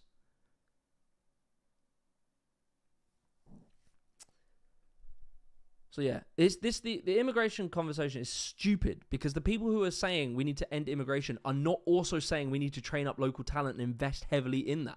They're never saying that. They're just saying turn off immigration. It's so stupid. Our economy is built on immigration right now. And like on a personal level, I do like immigration. I do like immigrants, like personally. But I'm not like tied into it. I don't think you're a racist. I don't think you're the worst person on earth if you want to build up our own labor force, and that might result in less immigrants. I don't think you're a racist to want that. But personally, on a personal level, I'm kind of really cool with it. It hasn't affected my life negatively. And I think it's very clear our economy is completely tied to it. And we're fucked if we stop it right now. Unless you build the alternative. You are not... The people who are talking anti-immigrant stuff are not building the alternative or talking about the alternative. Because this is what capitalists do. When capitalism is dying, which it is, they have to point to weak groups and say they're the problem. Cut them out. Things will get worse. Find another group. Cut them out. Things will get worse. And it keeps going and going and going until some absolute fuck shit happens. Because they are pointing at all of the other things than themselves. Because it is the nature of this economic system that is causing the problems. It's like having an allergy. It's like being allergic to beer. You're allergic to beer, but you love beer and you drink it all the time. It's like being an alcoholic and you're drinking every day and your body's deteriorating and you're getting fucked every single day. And you're going, fuck me, what's happening to my body? It must be all the bread I'm eating. So you cut the bread out and then you're still drinking, and you go, God, I'm still fucked. It must be potatoes. So you stop eating potatoes. It must be water. Water must be fucking me up. And you delete until you are now just drinking alcohol and you die. That's where we're at. Where we're until you recognize that this economic system is fucked. It is broken. It does not work. You're going to keep running around in circles, cutting out things that ain't the problem. I'd love to get on board with the Greens, but as long as we have first past the post, we're stuck with Labour and the Tories. We're not stuck with... Reform are proving it to us right now. Thank you for the donor. Reform are proving it that we're not stuck with Labour and the Tories. We're not. You're going to let... This is what pisses me off on the left, is that we allow the right to go and do the things we want to do. Right? We've been talking about breaking the first past the post. We've been like, oh, I'd love to do it, but we have to vote Labour because otherwise... And they just went and supported reform. They were like, fuck it, we're going to support reform. Sometimes their blind stupidity is actually impressive, and I respect it.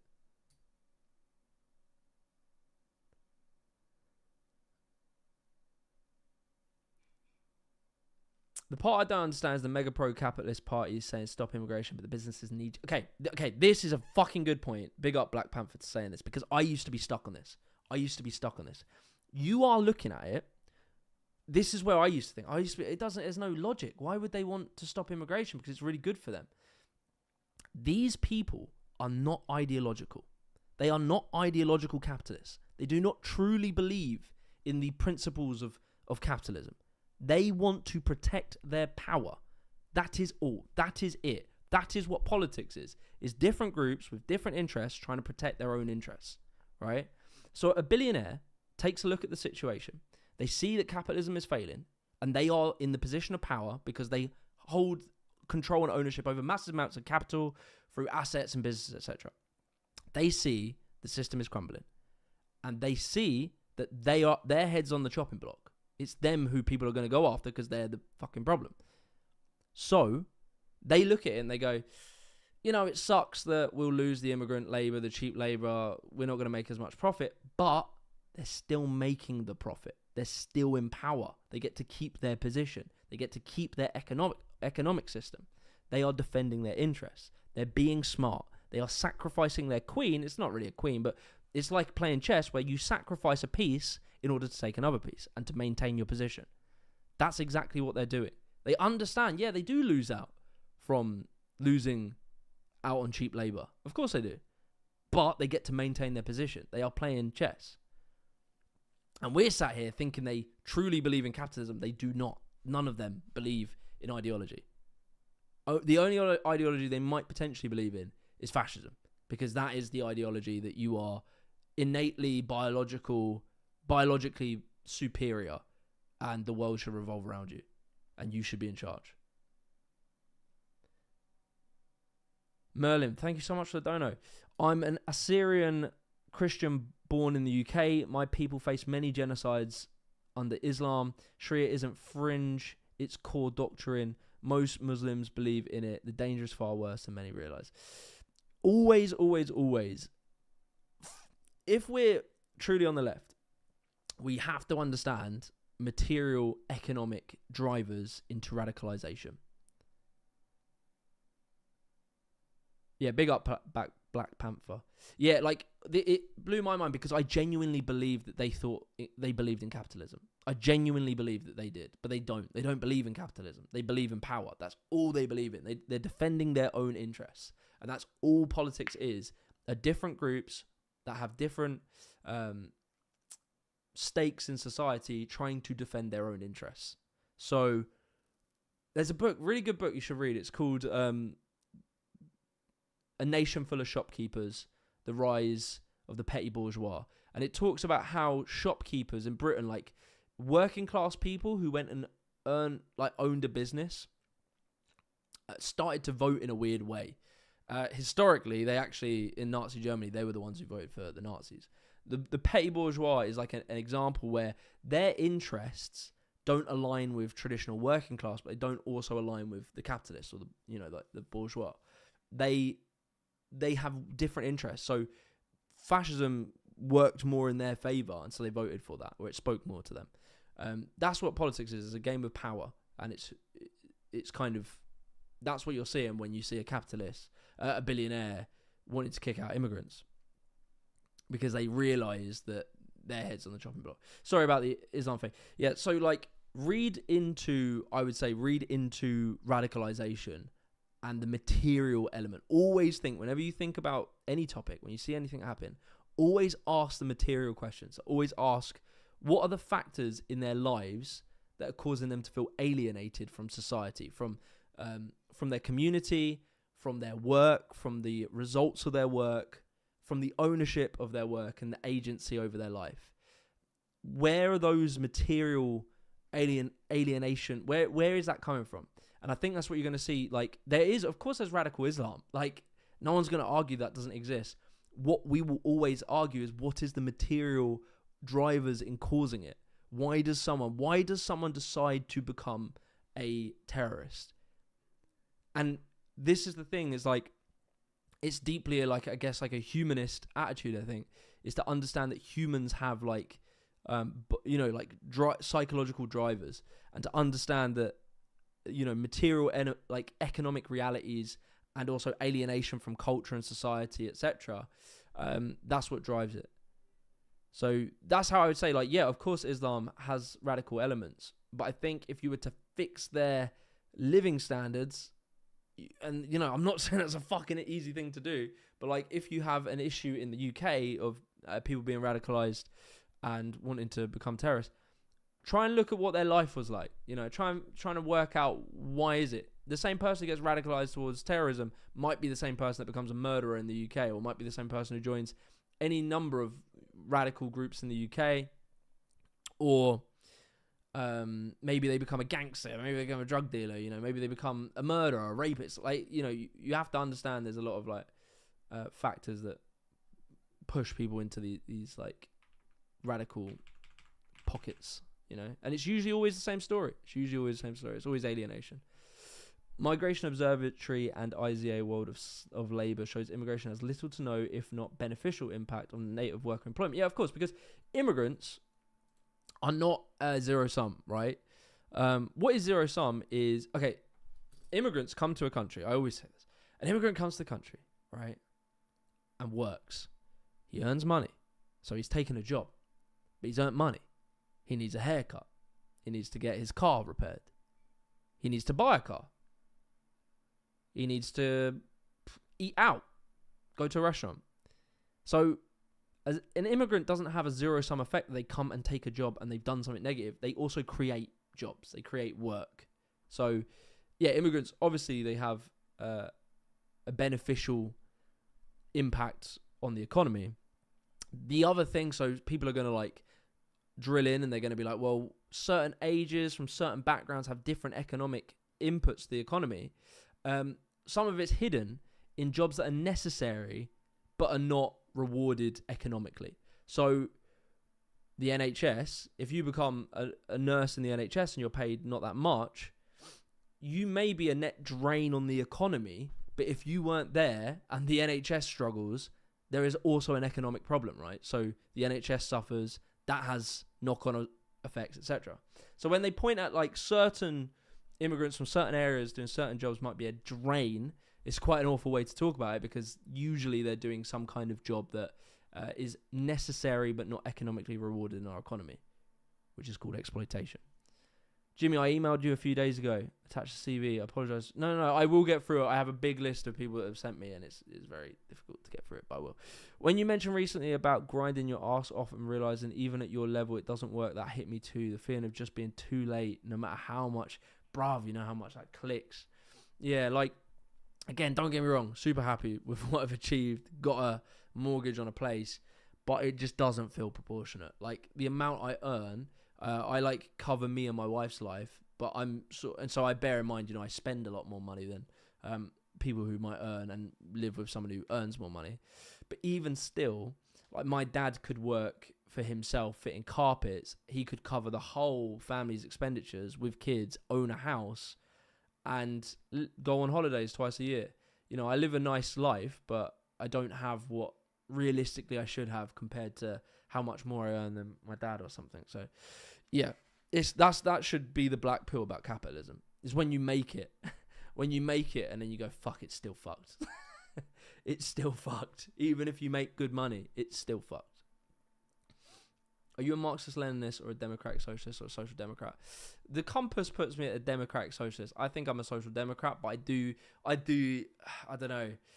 I understand the critique of democratic socialism, of social democracy, by the way. I always get mixed up. I understand the critique that naturally, eventually, it will fall back into normal capitalism, because capital will just like accumulate and become more powerful. They'll lobby the government and blah, blah, blah. But I think, like, pragmatically and, like, politically, I take the stance of social democrat, because I don't know, like, I don't know. I need to learn more about democratic socialism. I think you can move towards things, but take a stance at the moment. So I'd be like, I'm social democrat at the moment, for sure. Well, I understand all the, not all of it, I understand a lot. Talking about Sharia. I'm not talking about terrorism, I'm talking about Sharia. What was sorry, I might have misunderstood. What was the concern about it? Just like, isn't Sharia isn't fringe, it's called doctrine. Most Muslims believe in it. Wait, so what specifically is like, what is like,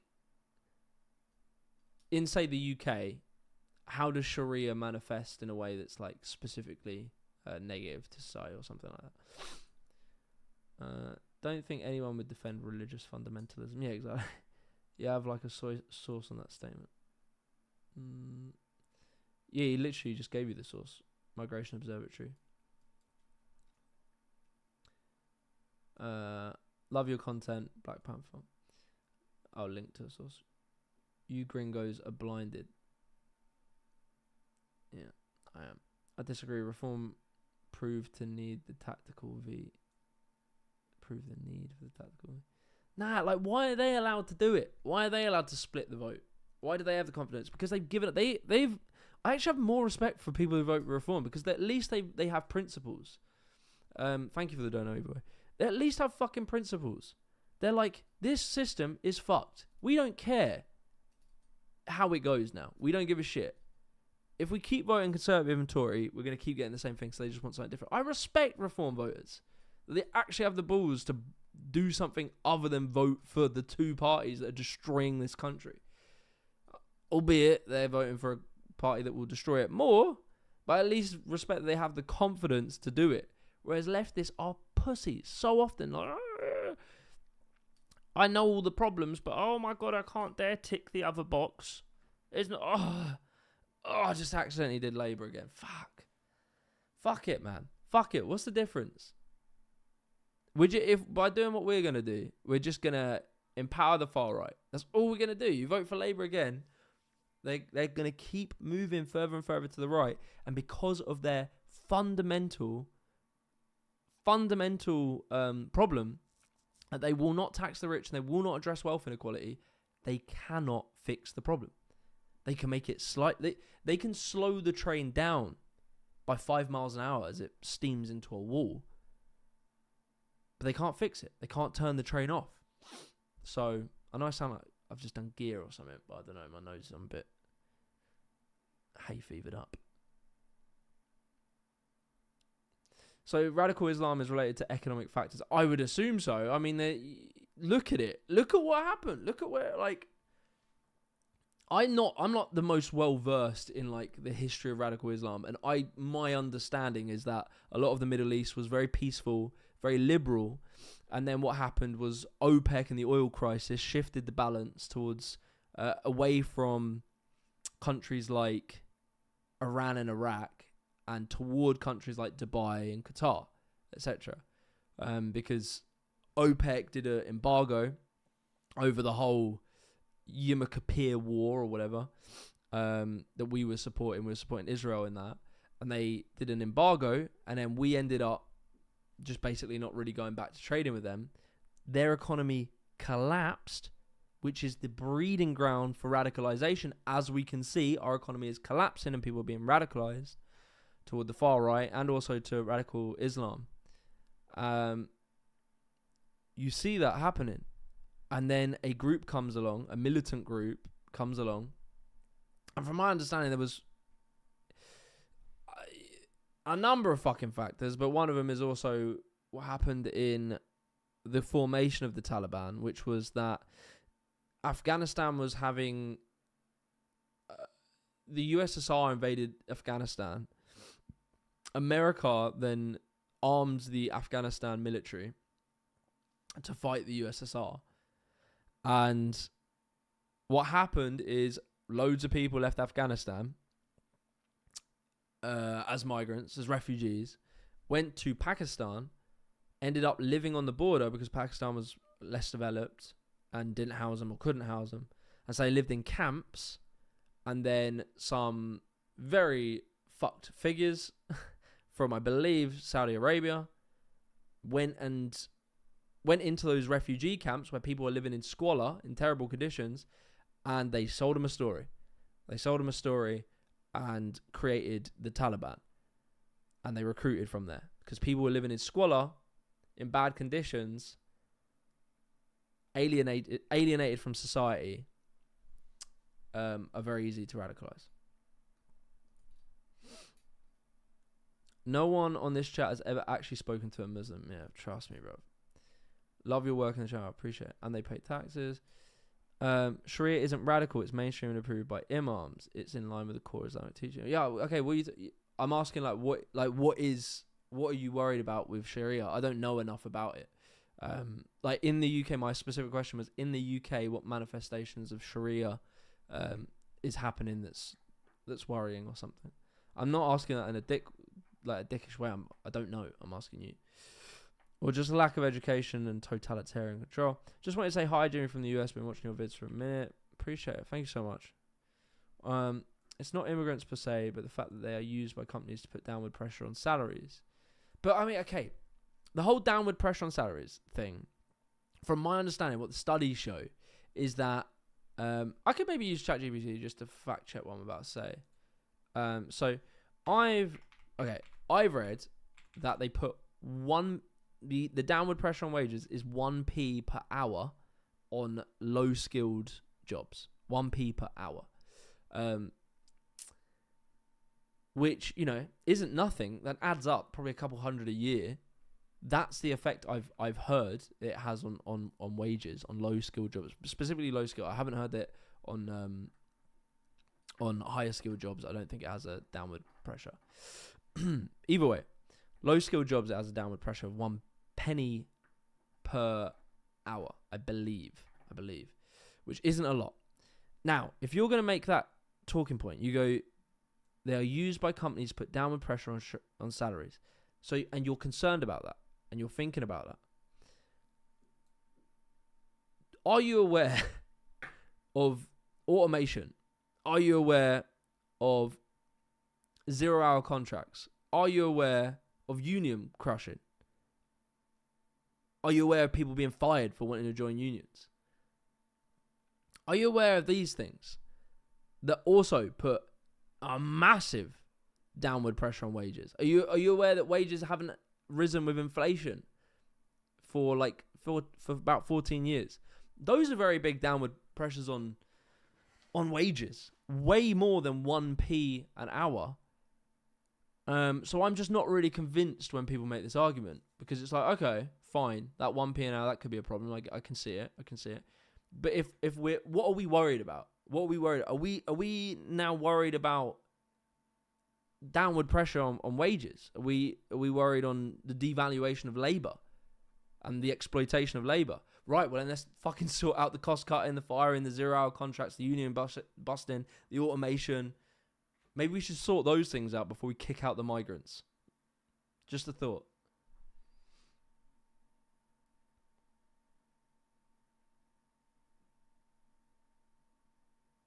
I don't really know a lot about Plaid Cymru.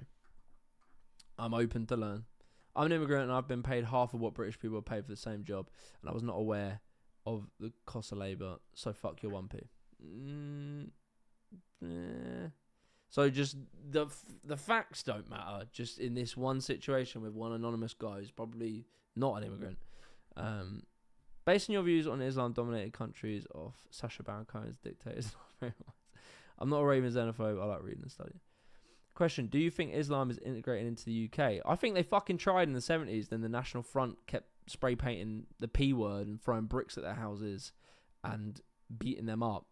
And it made them get a little bit defensive and start to go in communities where they felt safe. I think that probably played a role. I think they do largely integrate, but there are clusters of Muslim communities where they don't. Not as well. And I would also say, do British people try to integrate Muslims into our culture? Would you give a job to someone who wore a burqa? If you see when you're going about your life, do you make any effort to try and welcome people, to try and integrate, to try and learn more? Have you ever made any effort? Does the state make any effort?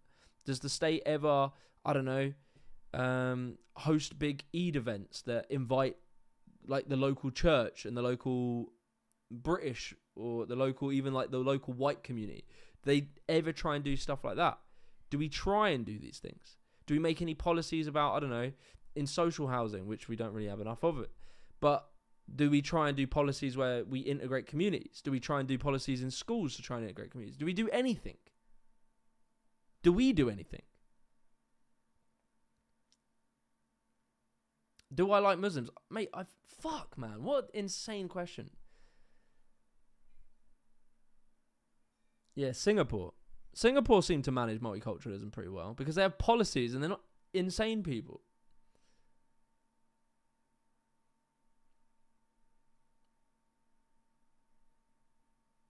We shouldn't be allowed to blaspheme. I'm a seriously religious Christian. No Muslim teenager on a British high street won't break your teeth over insulting even the grandson of the Prophet Jesus, mate. What are you on about? In schools, Muslims are integrated just fine. Yeah, and there are places where they are integrated well. There are just also areas where they are predominantly Muslim areas. And they have... So, okay, have they integrated into British culture? British culture, part of British culture, is the idea of local businesses, locally running businesses. They run businesses. They have thriving high streets. They celebrate. They have events. They do things as a community. More and more, there was studies I was reading the other day about how like 70-80% of young Muslims in this country identify as being British. More and more, the younger generation are liberalising their attitudes towards homosexuality. Attitudes towards women are changing. Women are increasing their education. So Muslim groups that have come in, the rates of which Muslims are educated is going up quite a lot, considerably. Considering they're less, they have more aggressive views typically on women in the workforce. That seems to be changing. So they seem to be integrating. We all eat kebabs. We all love their food.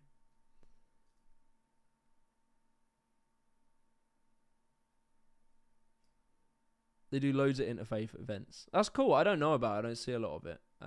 But like, if people are worrying about this, I think like, mate, I'm a leftist. Like, I believe you need the state to try and do things to try and like achieve outcomes. Like, half the reason the black community integrated so well into British society, and bear in mind a lot of the people that don't like the Muslims also don't like the blacks, but half the reason the blacks did so well was because they were employed into London in working class jobs that also white people were. The white British and the Irish, they were all working alongside each other on the docks and all these sort of things. And so they were sharing experiences together. And it was difficult at first, but over time they shared culture. And then you get something like skinhead culture, punk music, which is literally like ska music, which is like the combination of white working class British people and the combination of American influence and the combination of Jamaican influence coming together. So the black community is really integrated pretty well.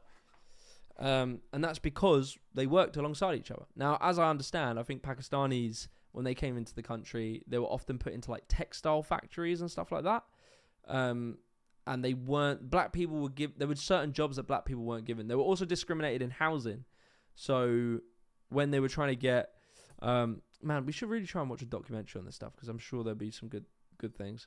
But when they were... Actually, I'm going to ask Taj if there's any good documentaries on this shit. But yeah, when they were trying to get houses, Asian people wouldn't be allowed in certain areas. So you got to think, like, you put it all on the immigrant, but you never put it on yourselves. You never think, what's our role in this? Literally, like, back when they were trying to integrate, they weren't allowed to get houses in areas with white people. So where the fuck else do they go? The Reform Party's xenophobia is classic politics, but I'm worried about far-right academics like Stuart Waiton. He's linked to living Marxism, now spiked, which pushes cultural wars and Zionism. I haven't heard about that. Thank you for the donor. I appreciate that so much. Jimmy, I'm from Dunstable and I look up to you and I want to be political correspondent or a photojournalist when I'm older. Man, big up Dunstable. Big up Dunstable Downs. Big up Weatherspoons, I guess. Sugarloaf. Skate park's actually sick. To be fair, Milton Keynes, Dunstable's skate park is sick. I can't lie. Big up yourself. Yeah, man. Do it. Go out, do it. Make some content. Do your thing. There's a lot of interesting stories in Dunstable and Luton. Like, go and tell those stories. Be brave. Be bold. Go to Bury Park. Interview the locals. Like, ask them what they think of Tommy Robinson. All this sort of stuff. Like, you're in a uniquely cool place to make content, or if that's what you want to do. But yeah, best of luck, man. I'm sure you do brilliantly.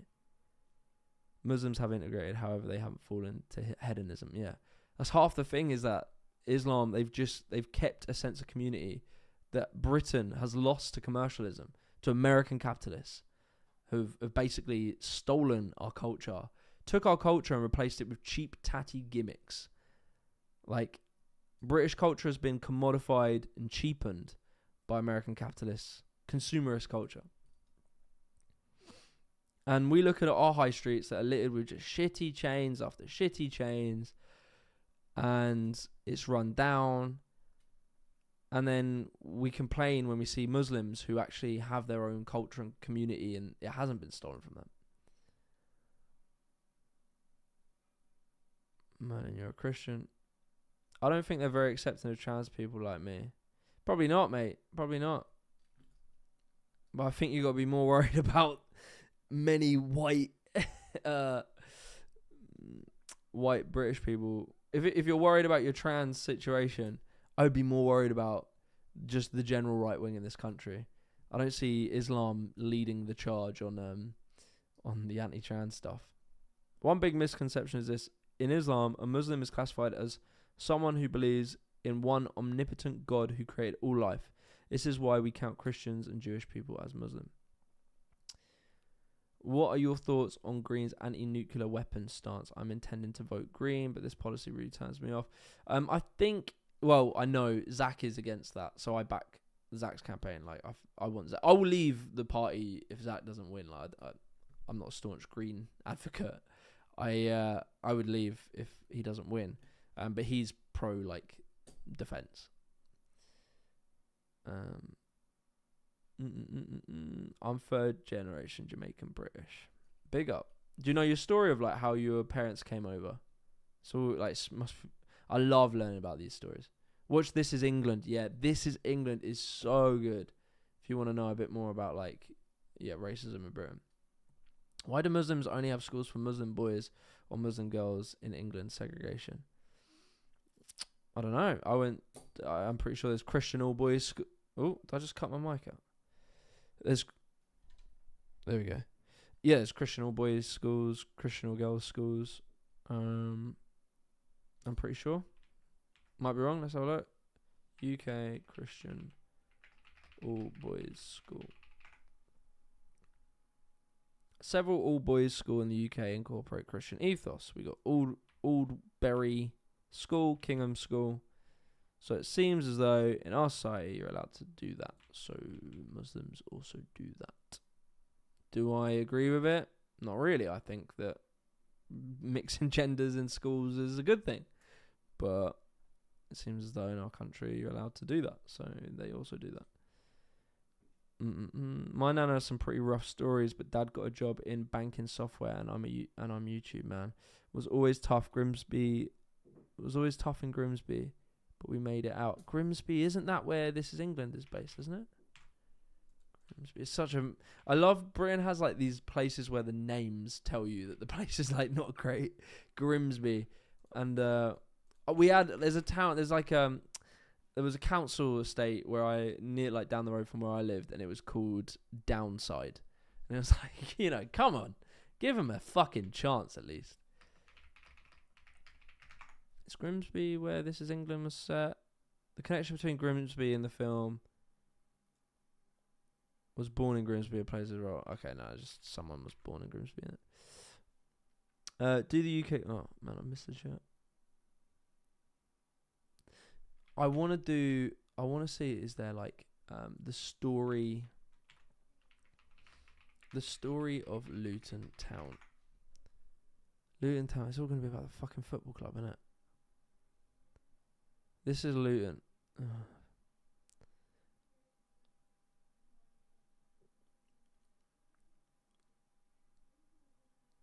Trouble at the Top. Documentary about Luton Town. That might be interesting. I really want to learn a bit more about Luton. Like the decline of the hat factory and all that. What do you reckon, chat? The football business now on BBC Two. So, what's the score at Luton Town? Why is it always football? Whoa, don't play the music. Okay. If you're wondering. Luton Town FC, the Migs football hooligans. Just throw Tommy Robinson in there. Oh, he actually was in the Migs. Is there a documentary on Luton? Luton documentary. Wasn't there? Does anyone know if there was one? Bury Park, Luton. This is an old clip. Town Fanatics. Is this a good documentary or is she insane? I don't want to watch it. And it's just There's loads of different mosques in Luton. Does anyone know? I do remember this being made, but yeah, he's got two phones. The burner boy.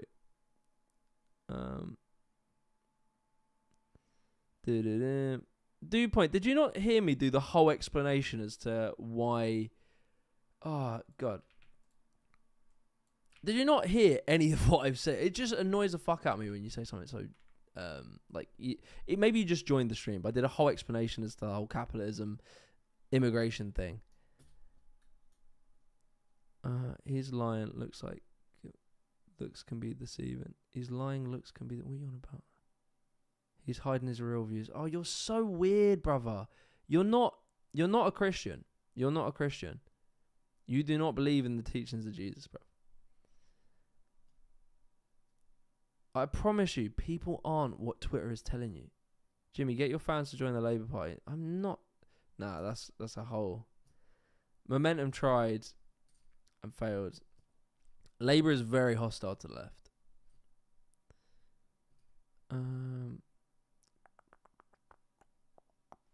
She just has a vibe of being a middle class woman trying to overcompensate. Yeah, she does.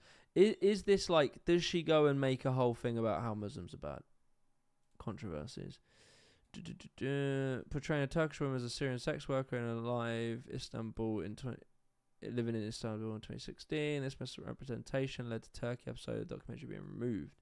Dooley was criticised after she posted photos holding a Ugandan child on her Instagram during a trip to Uganda. It was a bit white saviour type vibe. Yeah, well, okay, but is the documentary like a good documentary? Because I don't want to, because they're not. I don't know, where is Mecca. It's about to show how stupid I am. Mecca Bingo. That was in Bury Park, wasn't it? Mecca Bingo.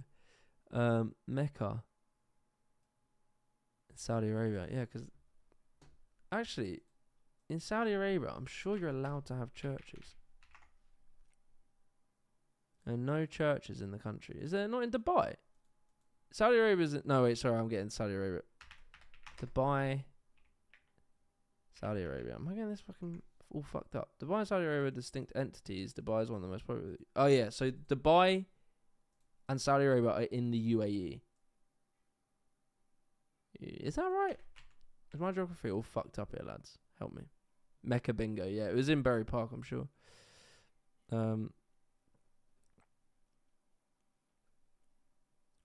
Yeah, they're not a secular nation. And Jem Chowdhury is one of the most honest imams and don't lie and tell the truth. But you do understand you can have extremist Christian preachers as well that would also claim some fucking insane shit, right? You understand that. You can read an old text. UAE is a separate country to Saudi Arabia. Why am I so confused about this? Also, Saudi Arabia is Dubai and Saudi Arabia are in the UAE. Saudi is completely different. Yeah. Dubai has synagogues. You're just spamming now. You're not actually talking, so I'll mute you.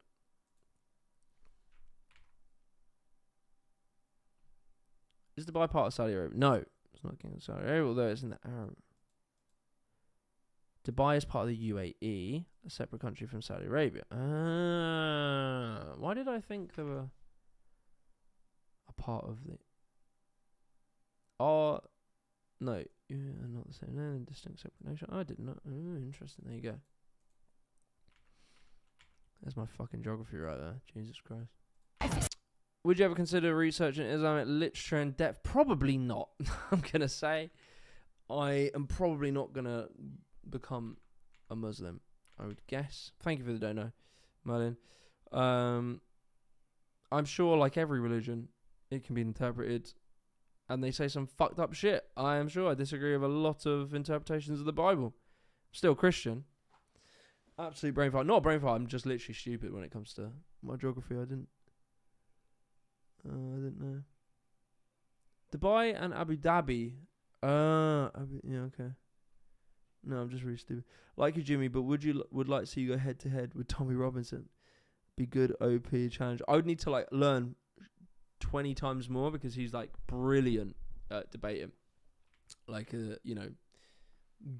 being in that, he's great in that. Like he's sick at it. But I'd need to like learn a lot more. But I would do it, but I'd have to like really prepare for it, Jimmy's a Christian though. Jimmy, a Christian, thought you were agnostic or something. No, I'm Christian. I followed my interpretation of Christianity. I believe religion's really good. Oh yes, I need to do that. I believe there's lots of problems with religion. Can be a lot of problems with it, but I think as a cultural thing, it's really good. No, I would like to. He's really good at being on coke. Yeah, very true. Do you go to church? Nah, I would like to. I need to look for a church that's like my vibe. I, to be honest, really want to go to like a black church. I feel like I would enjoy that a lot more. But yeah, like, you know, there are Christians that wouldn't consider my type of Christianity, but fuck them. You know, my own relationship with God. That's what it is weird. We need to buy tickets. Okay, my dear, no problem. We'll finish soon. It's true that Muslim extremists are taking over my town. I'm sure Tommy would beat me up. Like, that boy is literally a football hooligan, and he's fighting. If I had a year to prepare, I reckon I could. I don't think he's very tall. I don't think he's very like built. I mean, he's like all right. He's not in bad shape, but I think if I prepared for a long time, we could fight. But do we even have black churches in the UK? No, yeah, we have them. Pentecostal, I think they're called.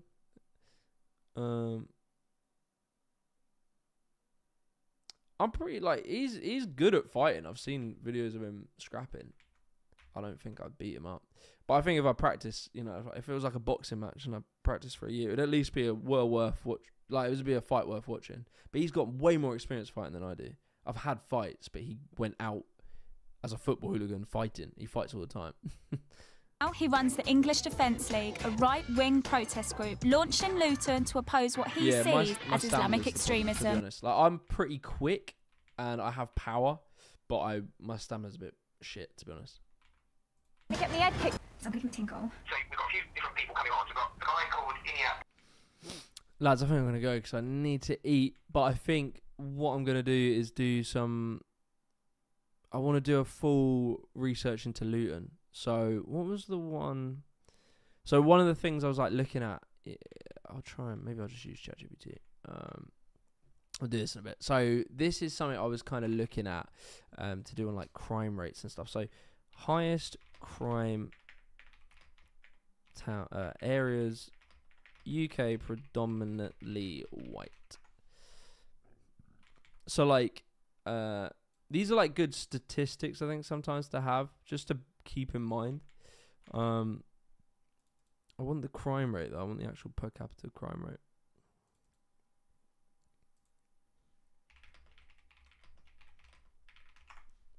Maybe we can look it up actually. Just do it like so. Blackpool, well, it'd be like Cleveland is the highest. Cleveland, UK crime rate. So one of the ones to do is just like another thing, because they always talk about how Muslims are criminals, blah blah blah. Is like crime rate. So say we do Luton demographics. Like this thing, a lot of when you see right wingers do like demographic crime rates, etc. and stuff like that. They often don't go into specifics, so they look at broad strokes, very, very broad strokes. They don't look at like specific areas. So if you go Luton racial demographics, it's going to have like a considerable Muslim population.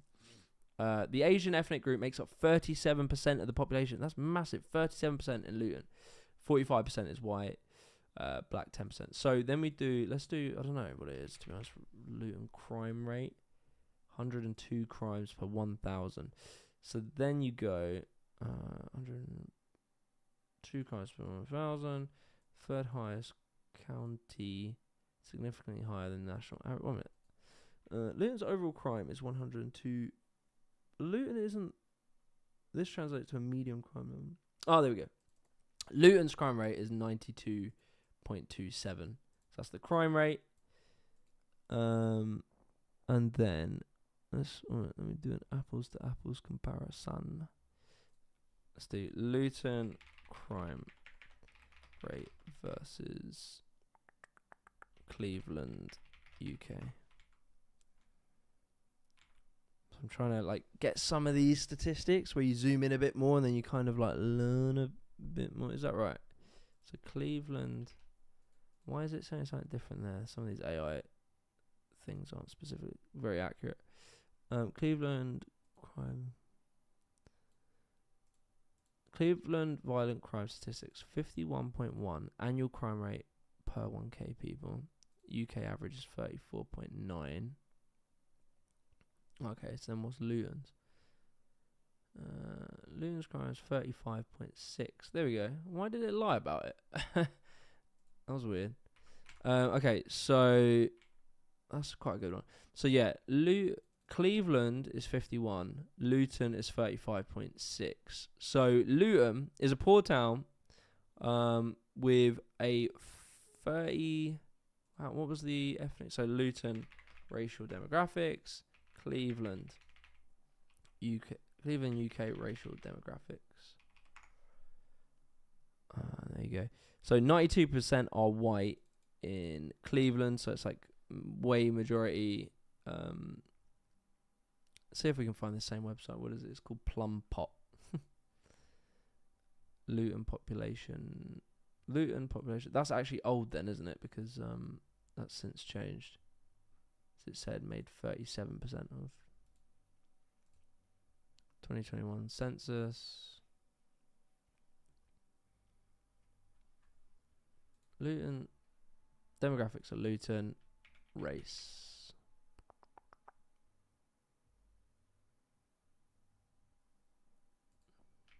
Let's do white. If we type the word white, maybe it'll... There you go. Luton is a majority minority town. Such a stupid way of wording that.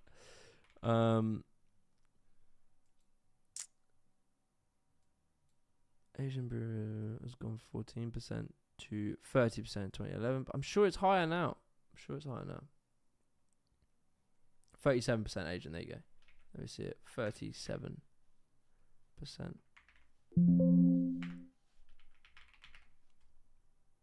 There we go. 37%. So this is the racial demographic. Racial demographic. Cleveland, UK. 97% white. That's higher. Why is it? Why are they all saying different things? Surely there's just census data. I think my mouse is about to die. Is it Tees Valley? Is that where Cleveland is? Well, this says one thing. This says something different.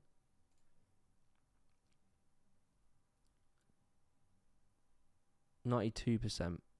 Okay, so let's go with this one. But I don't think it's accurate. I think it's 97%. But 92% are white. 4% Asian. Whereas Luton is 37% Asian. 45% white. And then Luton's crime statistics are 35.6, so a little bit above the average place in the UK. Whereas Cleveland is 51, so it's like not double, but like considerably higher than the average rate. So these are like kind of good. You know when people say like, oh yeah, Muslims higher crime and stuff like that.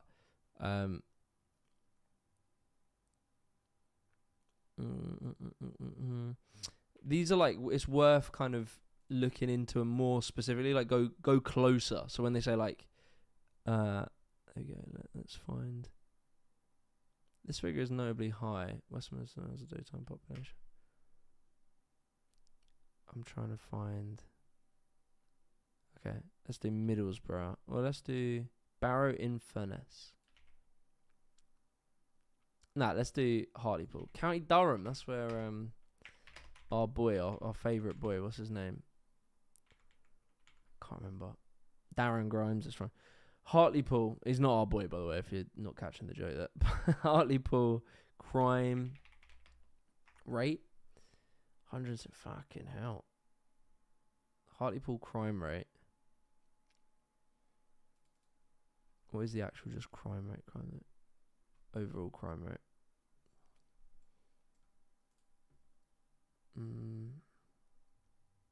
That's pretty high, isn't it? I want the crime rate. Crime rates. Yeah, but I just want overall crime rate. Crime ratings. Jesus Christ. That can't be the crime rate.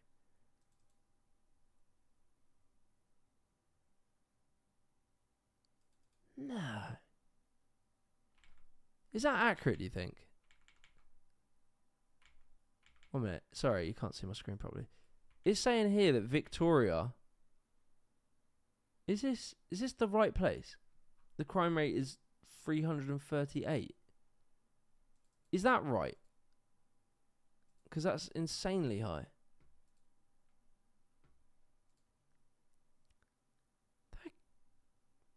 can we use this place again? Crime stats. So let's do this.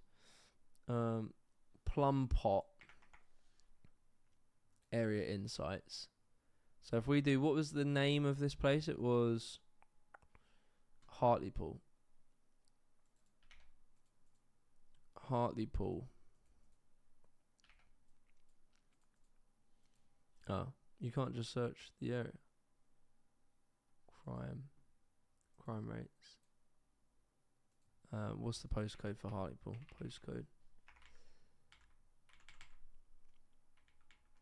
I'm shocked if that's actually correct. TS4, okay. TS4. TS4. All areas. TS4. TS24. Oh, you can't do it like that. Let's try again. Sorry, lads. Hartlepool crime rate. Crime rate. Overall crime rate. Overall. Oh, there we go. 176. Holy shit. Is that really right? I mean, Cleveland overall crime rate. 139. Yeah, but that isn't the crime rate. We need the rate. Is that it there? Crime rate.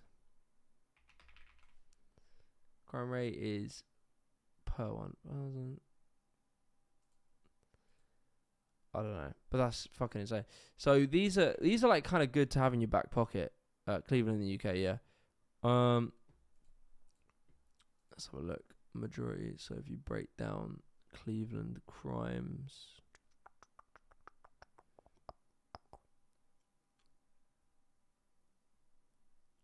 that's pretty insane. That crime statistics. Violent crime is 32.2%, the fifth highest in percentage of national crime. 10 highest. What is it? Is it saying? What's it saying? Like in. So this is the most common crime share of all crimes. No, it can't be. So what's that saying? Fifth highest, as opposed in regards to what? Is it saying like fifth highest in the country? 99 postcode areas. So it's the fifth highest in the country.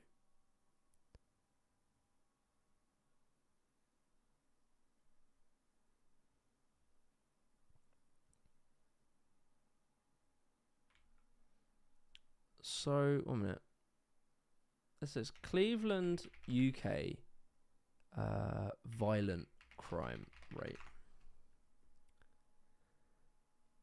Cleveland has a violent crime rate of 49.3 per 100,000. Okay.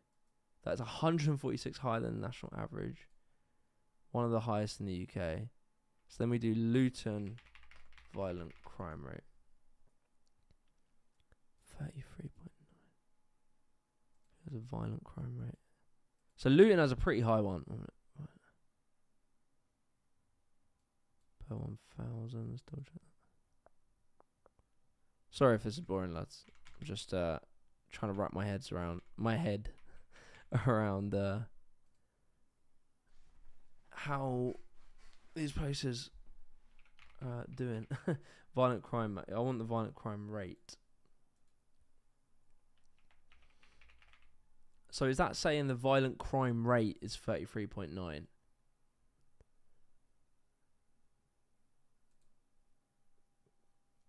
They've put it as violent and sexual. They haven't just put violent, I don't think. What's this one done? Violent crime. Why do they? I hate that all these districts do different like records. Man, that is pretty crazy though.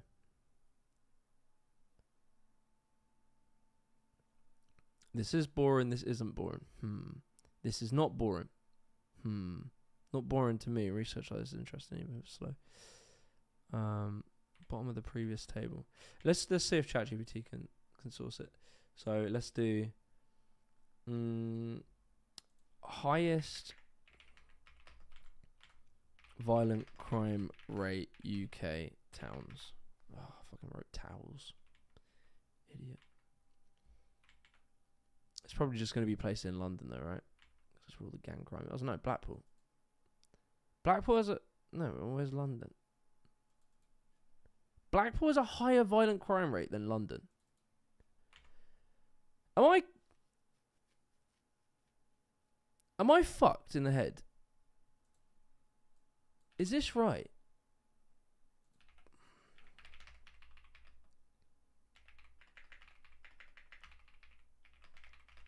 Isn't Blackpool as well? Isn't that like majority white? Blackpool racial demographics. 94% white. 55.9 crimes per 1,000 people. I want violent crime. Violent crime makes up. Blackpool crime. This Plum Pot website was actually pretty good. Violent crime, 34. Yeah, so I think this is the ranking in the country. So 1 for highest antisocial. Highest violent crime. I remember swerving crowds of people.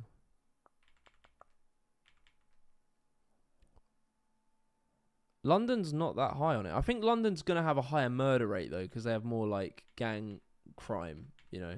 Like, organised gang crime. So there's, like, tit-for-tat murders and stuff like that. So that'll massively up your murder rate. I am kind of shocked, actually. That's actually shocked me. So Blackpool, I mean, yeah, there you go. There's some really good data right there about, you know, if you want to bring this into when your racist uncle's starting to tell you about the blacks and the Asians. The highest violent crime rate. I mean, you got to always separate murder rate because murder is going to be like gangs kill each other. So gangs are going to follow organised crime, which is going to follow where drug trading is, which is London. Like London is going to be the place for gangs and organised crime. But yeah, I'm kind of shocked, to be honest. Oh, this is the biggest cope. I love this one. Remember, this shows the highest reported crime, not the highest crime, because there's a secret crime that no one wants to say because it's the Asians and they don't say and they don't. It's like there's probably underreported crimes, but it's probably everywhere, isn't it? Where do you live, Jimmy? Milton Keynes. I will move there at some point. Lads getting drunk and violent shouldn't be a surprise. So yeah, that's pretty mad. That's kind of blown my mind a little bit. If you think like your perception, you know, even me, like I'm someone who's in this, but I assumed London would be the highest for crime. But I suppose it probably gets balanced because obviously London is like, yeah, that is cope, Chuck. London is, you know, you have very wealthy areas and very safe areas in London, but then you have very dangerous areas. So all of them get, you know, like it balances it out. So there's probably areas, towns that have really dangerous, really high crime rates in London, but Blackpool, the whole town is probably kind of fucked. So they're gonna have a way higher. Middlesbrough is that racial demographics of Middlesbrough. More diverse, but still 82% white. What about Kingston upon Hull?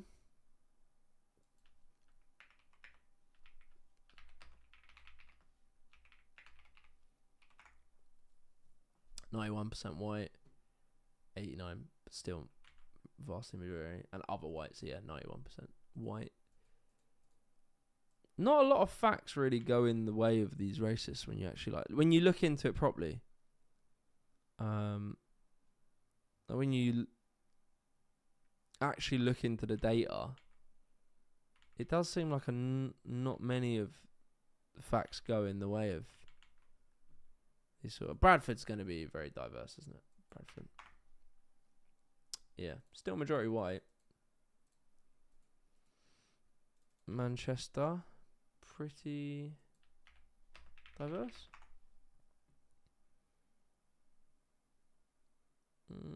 57%.